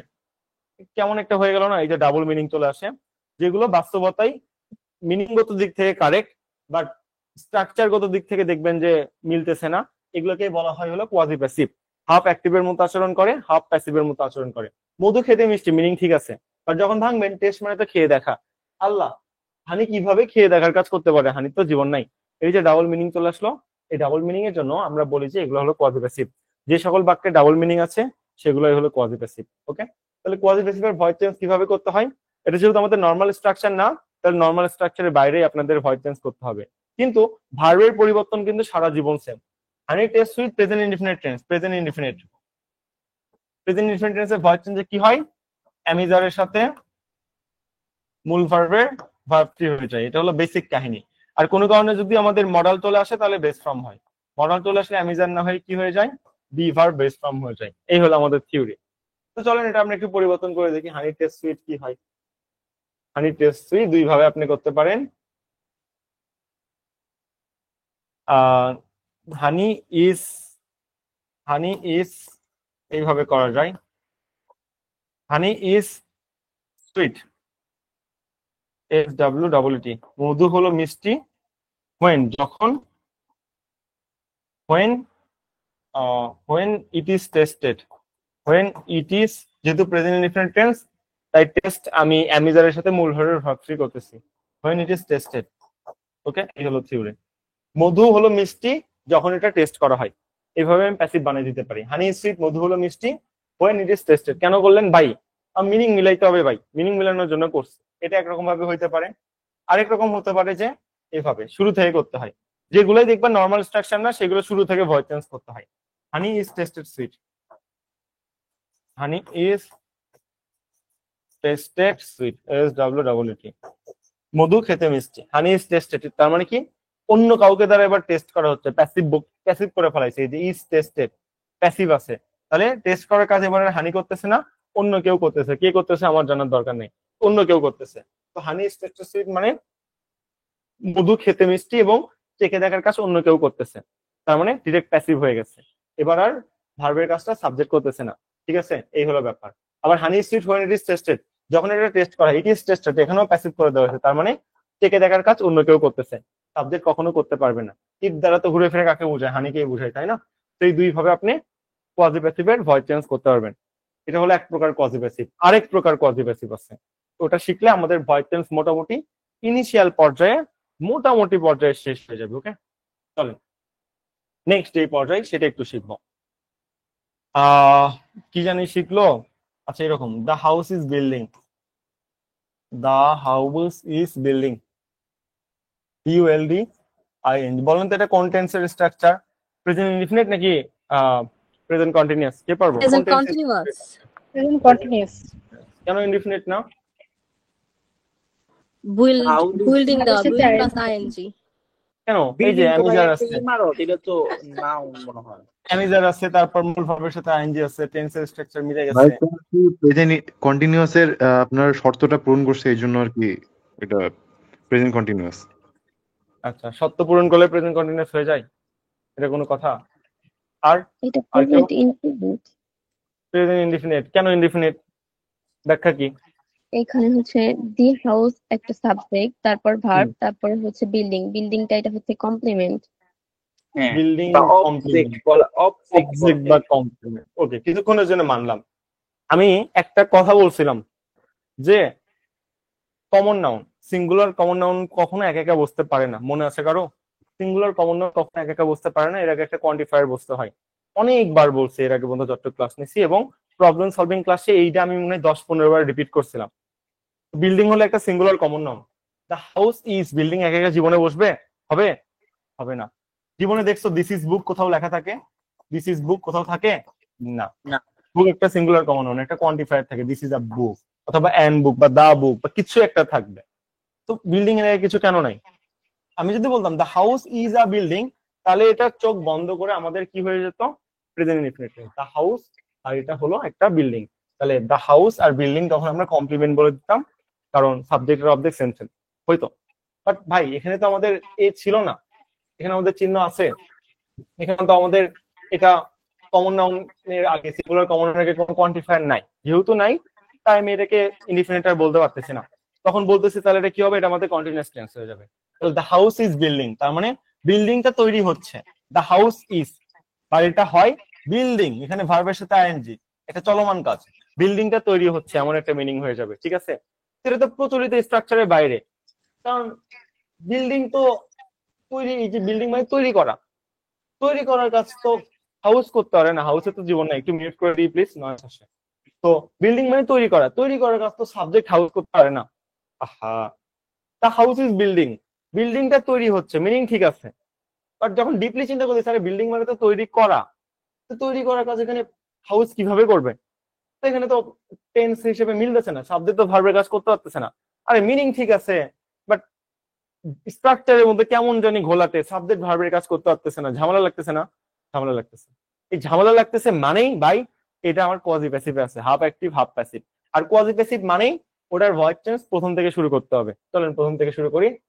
এটা কন্টিনিউয়াস টেন্স না? কন্টিনিউয়াস এর ভয়েস চেঞ্জ কি? বিং প্লাস মেইন ভার্বের ভার্ব ফ্রি করেন। দ্য হাউস ইজ বিং, যেহেতু কন্টিনিউয়াস টেন্স বিং, তারপর বিল্ডটা কি হয়ে যাবে? বিল্ডিংটা কি হয়ে যাবে? Being build, BUILT, the house is being build. খুব কঠিন কিছু বলছি না, শেষ। যেখানে দেখবেন কোয়াজি প্যাসিভ বা ঝামেলা, সেখানে প্রথম থেকে শুরু হবে। এবার কি হলো? The house is being build, এবার প্যাসিভ প্যাসিভ স্ট্রাকচার বানাই দিছে, তার মানে হলো এই বিল্ড তৈরি করার কাজ এবার হাউস আর নিজে করতেছে না, তৈরি করার কাজ অন্য কেউ করতেছে। কে করতেছে জানি না, কারণ এই সেন্টেন্স আমার সাবজেক্ট ছিল না, সেই জন্য সাবজেক্ট যেহেতু ছিল না, সাবজেক্ট আমি বসাও নেই, এই জন্য প্রিপোজিশন আনি নাই। The house is being build, বাড়িটা তৈরি হচ্ছে, বিং বিল্ড অন্য কারো দ্বারা, প্যাসিভে আছে, তৈরি করার কাজ এবার হাউস করতেছে না, অন্য কেউ করতেছে। বুঝছেন? এই হলো ফ্যাক্টর। এইভাবে আমাদের আসলে কাজ করতেছে ভয়েস চেঞ্জ, যে কোয়াজি প্যাসিভ গুলো কিভাবে কাজ করে। এই হলো আমাদের থিওরি, ভয়েস চেঞ্জের থিওরি। এখন কষ্টকর ব্যাপার, জীবনে আপনার কখনো পরীক্ষায় আসবেন অ্যাক্টিভ থেকে প্যাসিভ বানাও, তোমার পরীক্ষায় বিশেষ করে ছবিতে এইগুলো আসবে। ছবিতে কোনগুলো আসবে? তোমাকে এরকম একটা বাক্য দিবে, বাক্য দিয়ে বলবে বাবা বলো তো এখানে কি হবে। এই যে বলেন এটা একটা বাক্য, 22 নাম্বার, রাইট? আই থিঙ্ক দেখতে পাচ্ছেন 22, 23 দুটো আছে, উত্তর দেখা যায়? মাশাআল্লাহ উত্তর দেখা যাচ্ছে না। মাস্টার বই থেকে ছবি নিয়ে রাখছি ভাই, সময় পাইনি এই জন্য আমি সাজাতে পারিনি, টাইপিং করতে 1 মিনিট লাগতো। যাই হোক, বলো কমন সেন্স কি বলে? ইফ ইওর সিস্টার, ভাই ইফ কন্ডিশন আমি তোমাকে মুখস্থ বিদ্যা বলতে বলি নাই, ঠিক আছে? আমরা বেসিক দিয়ে সলভ করবো। ইফ কন্ডিশন মুখস্থ বিদ্যাতে তো এমনি পারা যায়, তাহলে তুমি বেসিক কেন শিখবা? যাও ইফ কন্ডিশন মুখস্থ করো, হয়ে গেল। বাট বেসিক দিয়ে শিখো। বলো if your sister dash she would come, এখানে মিনিং কি? এখানে আমার ভার্ব কি? মেইন ভার্ব কি? মেইন ভার্ব হলো ইনভাইট, INVI, বেস্ট ফর্ম নিয়ে আসবে সবসময় বেস্ট ফর্ম। ইনভাইট মানে কি? দাওয়াত দেওয়া, দাওয়াত দেয়া। বলেন এই সেন্টেন্স দেখে আমাকে বলেন, দাওয়াত দেওয়ার কাজ কি তোমার বোন করছে নাকি তোমার বোনকে অন্য কেউ দাওয়াত দিছে? কি মিনিং এখানে? অন্য Active কেউ নাকি দাওয়াত passive? দিচ্ছে। যদি তোমার বোনকে দাওয়াত দিত তাহলে সে আসতো, মিনিংটা এরকম না? তার মানে কি ভার্বের কাজ কি এখানে? সাবজেক্ট করতে পারতেছে। এই যে ইওর সিস্টার সাবজেক্ট, সাবজেক্ট কি এই যে ইনভাইট করার কাজ করতে পারতেছে? পারতেছে না, তাহলে এটা অ্যাক্টিভ স্ট্রাকচার হবে না। 1 সেকেন্ডে বুঝলাম এটা আমাদের প্যাসিভের স্ট্রাকচার হবে, অ্যাজ সিম্পল অ্যাজ দ্যাট। তাহলে প্যাসিভের স্ট্রাকচার কোনটা খুঁজেন, আর অ্যাক্টিভের স্ট্রাকচার কোনটা? অ্যাক্টিভের গুলো কাটেন আর প্যাসিভের গুলো একটু একটু করে মার্ক করেন। বলেন অ্যান্সার উইল বি ডি। এই যে ইনভাইটেড, এটা মূল ভার্বের direct verb two, subject plus মূল ভার্বের ভার্ব টু মানে পাস্ট ইনডিফিনিটিভ স্ট্রাকচার, টেন্সের স্ট্রাকচার তো হবে না, প্যাসিভ লাগবে। কারা? Inviting, if your sister inviting, এখানে তো কোনো ফাইনাইট ভার্বই নাই ভাই। ইনভাইটিং তো ভার্ব ফোর, ফাইনাইট ভার্ব ছাড়া বাক্য গঠন করতে পারবে?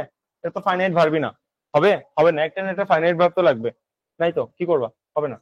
তারপর ইনভাইটস, ইনভাইটস হলো মূল ভার্বের ভার্ব ওয়ান, প্রেজেন্ট ইনডিফিনিট টেন্সের structure.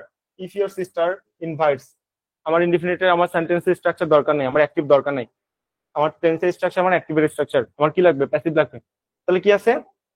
If your sister were invited, যদি তোমার বোনকে দাওয়াত দেওয়া হতো। If your sister were invited, যদি তোমার বোনকে দাওয়াত দেওয়া হইতো। এটা কি প্যাসিভের স্ট্রাকচার? ইয়েস। প্যাসিভে কি বলছিলাম? ওয়াজ এর পর কি হয়? প্যাসিভ স্ট্রাকচারে মূল ভার্বের ভার্ব থ্রি হয়, আছে? আছে।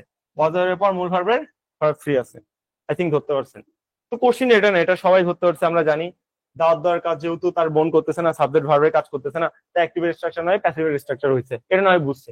কিন্তু কথা হলো যে ভাই ওয়ার কেন হলো, ওয়াজ কেন হইলো না? এটা কে পারবো বলেন তো?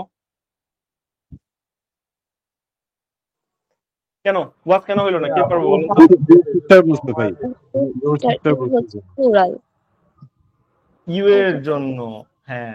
ইউ তো একই সাথে সিঙ্গুলারও হয় প্লুরালও হয়, বাট প্লুরালটা বেশি অ্যাপ্রোপ্রিয়েট। ইউ মানে তুমি, তোমরা দুটাই হয়। তাহলে ইওর সিস্টার মানে তোমাদের বোনও হইতে পারে, তোমাদের বোন, অনেকগুলো ভাইয়ের বোন, 5টা ভাইয়ের বোন হইতে পারে, হইতে পারে না? হইতে পারে। তো সেই জন্য এখানে কি ইউজ করছে? সিঙ্গুলার ইউজ না করে প্লুরাল ইউজ করছে, ওয়ার ইউজ করছে। শেষ। বলেন ভাইয়া উপরে কি? ওয়াই ইনভাইটেড থাকলে কি ওয়াই ইনভাইটেড মানে মোস্ট অ্যাপ্রোপ্রিয়েট হইতো না? ওয়ার্ডটাই মোস্ট অ্যাপ্রোপ্রিয়েট, কারণ you denotes the plural. You এর সাথে সবসময় প্লুরাল ভার্ব বসে, আমরা তো বেসিকে শিখে আসলাম না? তো ইউ যেহেতু আছে, ওয়ার্ডটাই তো বেশি অ্যাপ্রোপ্রিয়েট, ইউ তো প্লুরাল ডিনোটস করে। ওয়ার যদি না থাকতো তখন আপনি ওয়াজ টিক মারতে পারতেন, এই আর কি কনসেপ্ট। বলেন 22 নাম্বারটা কি হবে? দ্রুত বলেন। এই নাম্বারটা would not মেইন be ভার্বটা কি? ফরগিভ।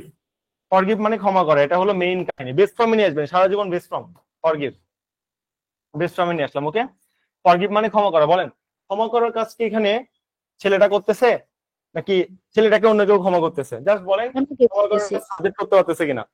বয় কি অন্য কাউকে ক্ষমা করতেছে? ক্ষমা করার কাজকে সাবজেক্ট করতে পারতেছে, হ্যাঁ কি না? এটা হলেই কাহিনী শেষ। এখানে আমি দেখতেছি যে বলতেছে যে ফরগিভ, তাহলে বলতেছে যে আনলেস হি অ্যাপোলাইজ সিনসিয়ারলি, যদি না সে মানে ক্ষমা চাইতো, না হলে তাকে ক্ষমা করা হইতো না, এমন একটা মিনিং দিচ্ছে। সে ক্ষমা না চাইলে তাকে ক্ষমা করা হইতো না। তাহলে ক্ষমা করার কাজ অন্য কেউ করতেছে, ক্ষমা করার কাজ বয় করতে পারতেছে না। তাহলে কি হবে? তাহলে এটা প্যাসিভে দিতে হবে। তাহলে অ্যাক্টিভের স্ট্রাকচার গুলো ধরে ধরে কাটেন। বলেন নট বি ফরগিভেন, কি রে ভাই এতদিন ধরে এটা শিখাইলাম, নট কখন একা একা বুঝতে পারে না, তাহলে এটা আগে থেকেই ভুল। কাটা দিতে আসেন। হ্যাভ নট বি ফরগিভেন, জীবনে দেখছেন হ্যাভ এর পর বেস্ট ফর্ম বসে, দুটা ফাইনাইট ভার্ব একসাথে বসে? এতক্ষণ ধরে এটা শিখেছি নাকি বলছিলাম হ্যাভ এর পর মূল ভার্বের ভার্ব থ্রি বসে সারা জীবন, দিন বসে? শিখেছিলাম না? তাহলে এটা হবে না। 3 নাম্বার হ্যাজ নট ফরগিভেন, ভাই এটা তো ইনডিফিনিট। একটু মিউট করবো প্লিজ, বারবার কেন বলতে হয় বলেন? এটা হলো ইনডিফিনিট টেন্সের স্ট্রাকচার, হ্যাজ নট ফরগিভেন। দেখেন হ্যাভ হ্যাজ এর পর মূল ভার্বের ভার্ব থ্রি, ইনডিফিনিট টেন্সের স্ট্রাকচার মানে অ্যাক্টিভ স্ট্রাকচার, আমার অ্যাক্টিভ লাগবে না প্যাসিভ লাগবে? প্যাসিভ লাগবে। কারণ তাহলে এই তিনটা হবে না, মানে ডি নাম্বারটা হবেই। এমসিকিউ মানে চারটার মধ্যে যে কোনো একটা 100% শিওর কারেক্ট, তাহলে ডি নাম্বারটা হইলো। কেন হইলো? এবার দেখেন এই যে would not be forgiven, would হলো মূল ভার্বের বেস ফর্ম। এরপর আমাদের যেহেতু বেস ফর্ম, এরপর আমাদের তাহলে ভয়েড চেঞ্জ কি হবে? একটা বি ভার্ব আসবে, তারপর মেইন ভার্বের ভার্ব থ্রি হয়ে যাবে। ওকে, তাই বি ভার্ব নিয়ে আসলাম, আর মেইন ভার্বটা ফরগিভের কি করে দিলাম? ভার্ব থ্রি করে দিলাম। 100% পারফেক্ট, এবং এটা আমাদের কি? এটা আমাদের প্যাসিভের স্ট্রাকচার। সেই জন্য কি হইলো? বি নাম্বারটা হয়ে গেল। পরীক্ষায় আপনার এইগুলো আসবে। পরীক্ষায় আপনার কখনো বলবেন অ্যাক্টিভ থেকে প্যাসিভ করে দেখাও, পরীক্ষায় আপনাকে দিবে applicants of active and passive. আমি আপনাকে ক্লাসের শুরুতে বলছিলাম এখনকার ক্লাসগুলো আমাদের অ্যাপ্লিকেন্টস ক্লাস, প্রয়োগের ক্লাস। ডিরেক্ট হুবহু কখনো দিবে না, বাট সেন্টেন্সের মধ্যে বেসিক দিয়া প্রয়োগ করে উত্তর বের করতে হবে। এটাকে বলা হলো applicants of active and passive বা applicants of tense and verb. এই স্ট্রাকচার হলো আমাদের ভয়েড চেঞ্জের ফ্যাক্টর। আর আপনি যদি আমার প্রবলেম সলভিং ক্লাস করেন ভার্বের বা অ্যাক্টিভ প্যাসিভের, তাহলে এগুলো সবগুলো আপনি পেয়ে যাবেন। আর প্রবলেম সলভিং ক্লাসের একটা এমসিকিউ লিংক কিন্তু আমি আপনাদের দিয়ে দিছি, বলছিলাম যে দেখেন এরা সেভ করে রাখেন, নতুন যতগুলো প্রবলেম সলভিং ক্লাস আসবে আপনি যদি ডিরেক্ট লাইভ ক্লাস করতে না পারেন ওই লিংকে পেয়ে যাবেন। আর প্রবলেম সলভিং সবার জন্য উন্মুক্ত। অ্যাজ এ মেন্টর এটা আমার দায়িত্ব আমি মনে করি। ফ্রি ব্যাচ, পেইড ব্যাচ যত আছে সবার জন্য প্রবলেম সলভিং ক্লাসগুলো উন্মুক্ত। বাট এই পেইড ব্যাচের ক্লাসগুলো বেসিক র ক্লাস, এগুলোর বিষয়ে যেহেতু অনেক মানে কি বলবো অনেক টাইম যায়, পরিশ্রম যায়, তো এটা অনলি ফর পেইড ব্যাচ। কারণ একটা ক্লাস 2 ঘন্টা ধরে নিচ্ছে, 9টা বাজে, তাও শেষ করতে পারিনি। তো এইগুলো একটা কথা আছে যে শিক্ষা এমন কোনো জিনিস নয় যা বিনামূল্যে দেওয়া উচিত বা বিনামূল্যে পাওয়া যায়। 1962 সালের শিক্ষা আন্দোলন বাঙালিকে এটা বলছিল, বাঙালি নিচে অন্যভাবে যে টাকা ছাড়া এই আমাদের শিখাবে না। কনসেপ্টটা এরকম না। শিক্ষা এমন একটা জিনিস যেটা অমূল্য একটা সম্পদ, যেটা তোমার যেটার ভ্যালু আসলে অমূল্যবান। বাট কোনো কিছু যখন ফ্রিতে দেওয়া হয় তখন সেই জিনিসটাকে মানুষ অগ্রাহ্য করে। যেমন আমি আমার লাইফ এক্সাম্পল দিই, আমাদের গতবারের আগের ব্যাচে, হ্যাঁ, আমরা যেটা এক্সাম ব্যাচ, ঠিক আছে, এক্সাম ব্যাচ এটা সবার জন্য ফ্রি করে দিছিলাম। ফ্রি, যাও ফ্রি ব্যাচে যারা আছো সবাই এক্সাম ফ্রিতে দিবা। এখন 100টা কোশ্চেন ভালো কোশ্চেন করতে সময় লাগে 3 ঘন্টা, বাট এটা আমি সবার জন্য ফ্রি করে দিছিলাম। ঠিক আছে, পরীক্ষা দাও, তাও ভালো কিছু করো। তো ওই ব্যাচে আমাদের ফ্রি ব্যাচে ছিল হলো 750 জন। জানেন কতজন পরীক্ষা দিছিল? মাত্র পরীক্ষা দিছিল 3 জন। অবাক হয়ে যাবেন। তো কি দরকার ভাই? দরকার আছে, তার মানে মানুষ ফ্রি জিনিসের মূল্য দিতে জানে না। তারপর ঠিক 1-1.5 মাস পর আমরা কি করলাম, বললাম যে ওকে ফাইন, ঠিক আছে, জাস্ট ন্যূনতম নামমাত্র পেমেন্ট, যেন সে ভ্যালু বুঝতে পারে শিক্ষার। তোমাদের এক্সাম ব্যাচের পেমেন্ট হলো 290 টাকা। সাপোজ তোমাদের পরীক্ষা নেওয়া হবে আগামী 2 মাস বা পরীক্ষার আগ পর্যন্ত, পেইড ব্যাচেরটা দিয়ে ওদের মানে এক্সাম লিঙ্কটা জাস্ট সরে দেওয়া হতো। তখন এই 750 জনের মধ্যে ঠাস করে 200 জন ভর্তি হয়ে গেল। বুঝেন, 200 জনের মধ্যে 170+ পরীক্ষা দেয়। এখান থেকে কনসেপ্টে আসছিল যে শিক্ষা এমন কোনো জিনিস নয় যা বিনামূল্যে পাওয়া যায়। অর্থাৎ আপনাকে বোঝানো হয়েছে ফ্রিতে যদি আপনাকে শিক্ষা বা লেসন দেওয়া হয় তখন আপনি ওটার মূল্য দিতে পারেন না। তাই শিক্ষা জিনিসটা আপনার মূল্য দিয়ে গ্রহণ করা উচিত। এখান থেকে এই ফ্যাক্টরটা চলে আসে। বাট বাঙালি কি বুঝছিল? এই টাকা ছাড়া শিখাবে না। এই হলো অবস্থা। মানে বলে একটা, বাঙালি বুঝে আরেকটা, করার কিছু নেই। আচ্ছা, ওকে। আর এটা হলো নোট সাবমিশনের ব্যাপার। সবাই জানেন কিভাবে নোট সাবমিশন করতে হয়। ভাই তোমরা নোট সাবমিশন করার সময় এটা একটু মার্ক করবা, তোমার নাম কি, অর্থাৎ ফেসবুক আইডি নামটা একটু লিখবা। কারণ আমরা যখন জিনিসটা সার্ভে করে রাখি তখন তোমার নাম ধরে সার্চ দিলে যেন তোমার সবগুলো নোট আমি একত্রে পেয়ে যাই। তাই প্লিজ তোমার নামটা একটু লিখবা, ঠিক আছে? কোন মেন্টর ক্লাস নিয়েছে, তোমার ব্যাচ কি, কত নাম্বার ক্লাস, টপিক কি, এন্ড সাথে আরেকটা কনসেপ্ট যেটা থাকে, এই ক্লাস সম্পর্কে তোমার মতামত, মানে এই ক্লাস যেটা ছিল এই ক্লাস সম্পর্কে তোমার মতামত কি। এই মতামতকে আমরা সবচেয়ে বেশি গুরুত্ব দিই, ঠিক আছে? কারণ যখন মতামত দেখতেছি ভালো আসতেছে, ওকে, তার মানে ক্লাস কনসেপ্ট ঠিক ছিল, আমার বোঝানো ঠিক ছিল। বাট মতামত যখন দেখতেছি মোটামুটি মিডিয়াম বা অ্যাভারেজ আসতেছে, তার মানে হলো ঠিক আছে, তাহলে আমাদের ওই কনসেপ্টে আমি আবার মানে ওই কনটেক্সটে আমি আবার বসি নিজে, কোন জায়গায় সমস্যা ছিল, এমন কেন হইলো। ও আচ্ছা, হ্যাঁ, তাহলে মনে হয় আমাদের এই কনসেপ্টটা বা এই স্লাইডটা মোটামুটি সাজানো গুছানো ছিল না, তাহলে এখানে পোলাপান আটকে গেছে। ওকে, তাহলে আমরা সাথে সাথে ওই কনটেক্সটটা ফিক্স করে নিই যাতে পরবর্তীতে এই সমস্যাটা আর কি না হয়। ওকে, এই জন্য এই মতামতটা সবচেয়ে গুরুত্বপূর্ণ। ক্লাসটা তোমার কাছে কেমন লেগেছে, কেমন ছিল, ডাজেন্ট ম্যাটার, তুমি বুঝছো কিনা এটা ম্যাটার।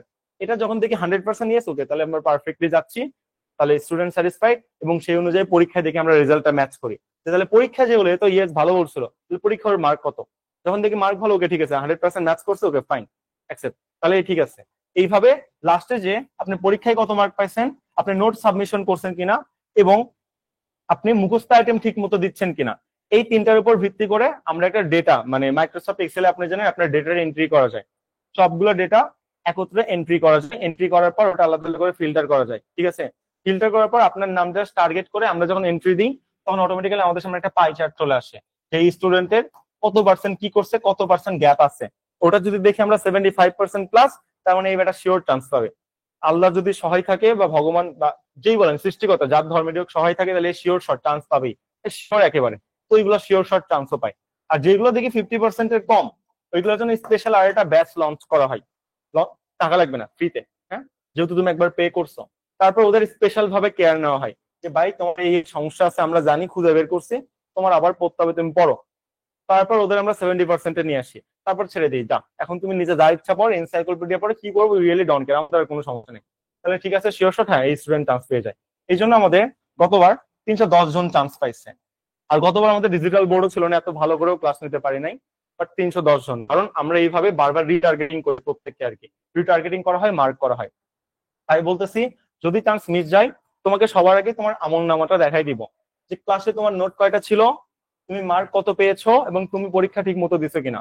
তুমি ক্লাস মানে গুগল মিটে করতেছো কিনা, উই রিয়েলি ডোন্ট কেয়ার। ভাই আমি নিজে লাইভ ক্লাস করি না, বিরক্ত লাগে আমার, তাই 1.5x স্পিডে দিব, টানা ঘাটাঘাট লিখবো, কাহিনী শেষ শেষ, আমি এরকম করি। তো তুমি ক্লাস করতেছো কিনা, উই রিয়েলি ডোন্ট কেয়ার। আমরা কেয়ার করবো নোট সাবমিট হচ্ছে কিনা, তুমি এক্সামে কত পাচ্ছ। তারপর পাই চার্টে তোমার বসায় আমরা যখন সেলফ অ্যাসেসমেন্টটা করবো, তখন এই জিনিসটা পারফেক্টলি আমি বুঝতে পারবো যে তোমাকে দ্বারা কি সম্ভব বা তোমার জন্য নতুন কোনো কোর্স লাগবে কিনা। এই ব্যাপারটা সবচেয়ে বেশি গুরুত্বপূর্ণ, ফিডব্যাক। যারা এই ব্যাপারটা এখনো বুঝতেছেন না, পরবর্তীতে বুঝবেন, ব্যাচটা জাস্ট হাফ শেষ হয়ে যাক, তখন এটার এই কথাগুলোর মর্ম বুঝতে পারবেন, এখন বুঝবেন না। আচ্ছা যাই হোক, এটা দরকার না, আমাদের এই ক্লাসগুলো বাইরে কখনো যাবে না, এটা পেইড ব্যাচের ক্লাস, সবসময় হিডেনই থাকবে। ওকে, তো এখন যেটা আমাদের ছিল, এটা হলো আমাদের ভার্বের ক্লাস, মানে সরি, ইউজ অফ ভার্ব, যেটা অ্যাপ্লিকেন্স অফ ভার্ব অর্থাৎ অ্যাক্টিভ বা প্যাসিভের অংশ ছিল। এবার আমরা যেখানে যাব, এটা হলো আমাদের ডিগ্রির ক্লাস। মাঝখানে আমরা ক্লাসটা রেকর্ডিংটা অফ করি এবং 5 মিনিট টাইম দিচ্ছি, 5 মিনিট টাইম আপনারা রেস্ট নিতে পারেন, রেকর্ডিংটা আমি স্টপ করে দিচ্ছি, তারপর আমরা ডিগ্রি ক্লাসটা শুরু করি।